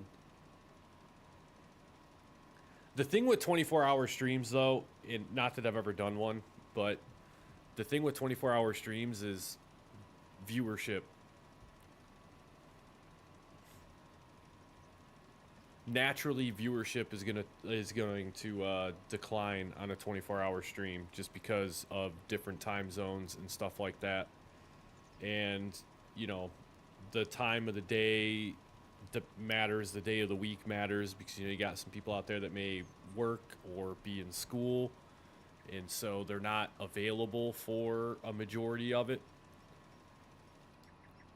So like the last 12-hour live stream that we did was super easy because I had, like, you guys were all in the chat for like the entire time, which was unreal. It was just crazy. You guys hung out for like the full 12 hours. So time flew by, honestly. Like 12-hour streams really aren't that bad. You kind of got to break them down into manageable pieces. Like every 4 hours you need to get up and maybe go take a break. So then the way I look at it is, oh, I've only got I got 3 breaks, and then the 12-hour stream is over. Like right now I look at it and I'm like, I've been live for 3.5 hours, and it doesn't even feel like I've been live for 3.5 hours at all. Like I get so lost on time in this game. Time just goes by so fast in this game. Yo, we're going to be cutting it close. Do we have enough fertilizer to finish this contract? We have 420 liters left, and we're at 97%. 5K would be a big one. Like 5K, and then probably after 10K, I think we would have to start looking at like every 10,000 subs. Like 10K, we'd probably then celebrate 25,000. Then we'd celebrate 50. Then we'd celebrate 100,000. Stuff like that. Yeah, and I'll tell you too, like if I was, we hit 5,000 subscribers in, like, say, if I was partnered with Giant Software at that point, I would do a giveaway. I would do like some sort of farming sim giveaway at that point. Yeah, you know, Dell. Yeah, I know. I wasted a couple 100 liters there, but we got it. We got it done. We got it done. We had just enough to still get it finished up. So easy 8K right there, or I guess I should say easy 9,400 right there. Perfect. All right, so we built the bank account back up. We're just shy of $100,000. That's good. Let's go ahead and let's save the game. And then I think the last thing we're going to do here is just take a look at some of the different fields around here that perhaps we can look at purchasing in the near future. So field 2, not bad. 126,000. Field 3, 134. Again, it's not bad. Field 38, is that grass field that we mowed at the very beginning of the stream? Field 38's up over this way. It was not our, no, it was a different grass field. But okay, so field 38's all a grass field. Field 38 actually would make sense to purchase and have as our own grass field because it's close by. Field 30 or field 3 is actually really like, I don't want to say it's small, but it's not that big. Field 2 is okay. Field 4 though would be the one. That would be the field right there. It's 1.1 mil. Oh my Lord, that's expensive. Wow. How about field 10? Field 10's half a mil, but mainly because it includes all this wasteful area over here. Field 11's not bad, 284, 645. Yeah, it might be fields 2 and 3 that we start with.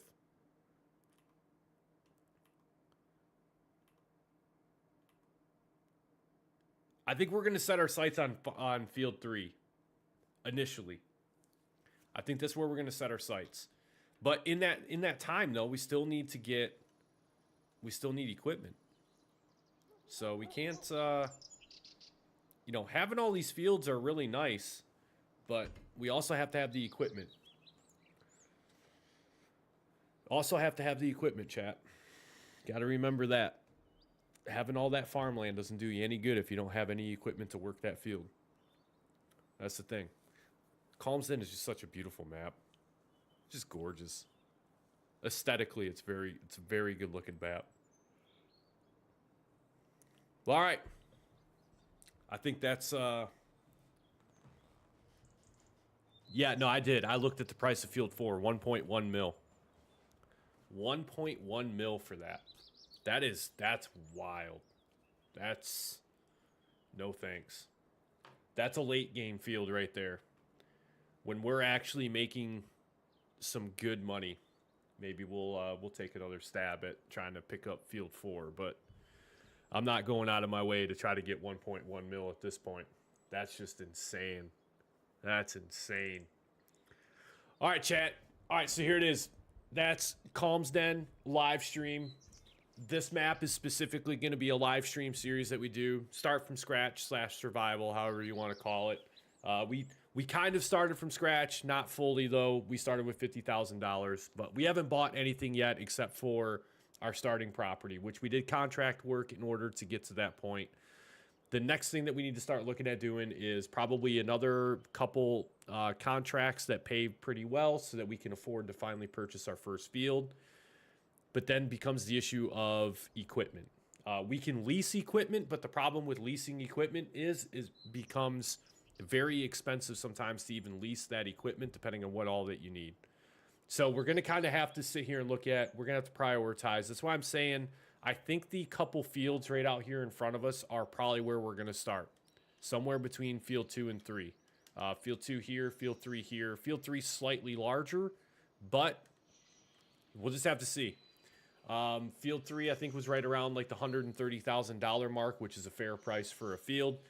But that brings with it the issue of the equipment. Because now we're going to need a tractor, we're going to need a plow, we're going to also eventually need a seeder, we're also eventually going to need a harvester, and then we're going to need the peripheral items of like a tipper trailer that we can offload the combine harvester into. It's just it's that early game grind that's all too familiar from FS22, right? So that's where we're currently at. But good progress made so far here on Calmsden, especially just for getting into the month of September. So that's where we're going to take a timeout. We're going to pause there until the next live stream. If you're not already subbed to the channel, greatly appreciate it if you just go ahead, smash that sub button. Ring the notification bell so you don't miss any future live streams coming from the channel here. I am starting to get some videos back in the works to post up to the channel as well. There will be a Let's Play series that's going to be coming in the future as well for all of you to enjoy. I'm hoping that they continue to put some new maps out through the mod hub / downloadable content. Fingers crossed for No Man's Land. We talked about it earlier in the live stream, but yeah, fingers crossed that one's coming back. That's just such a great map. So fun to play on.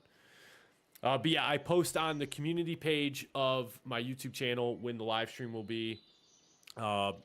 This last time I didn't put a time down specifically, but I do try to include the time that I'm going to be going live. And then also, if you're not a member of the Misled Plays Discord, you can also join there. There are a whole bunch of members in the community that assist with anyone who's new to Farming Simulator. You can ask questions there, post pictures of your farms. If there's mods that you're looking for, go ahead and post in the Discord. Somebody's going to have the mod that you're probably looking for, or will at least know what it's called if that's the issue that you're facing. But with that, fellow farmers and friends, that's going to be a wrap for tonight's live stream. I appreciate everybody that come out, and hopefully you enjoyed yourself. Hopefully you learned something from this one here, and then I hope to see all of you back for the next live stream. I think it's definitely going to be this weekend. Just not sure what day yet. But you guys be good out there. Thanks for dropping by, and we'll see you in the next one. Dell, you stay safe as well. You have a good one. You have a good one. You have a better one. You have a better one. How about that? All right, y'all. We'll catch you in the next live stream.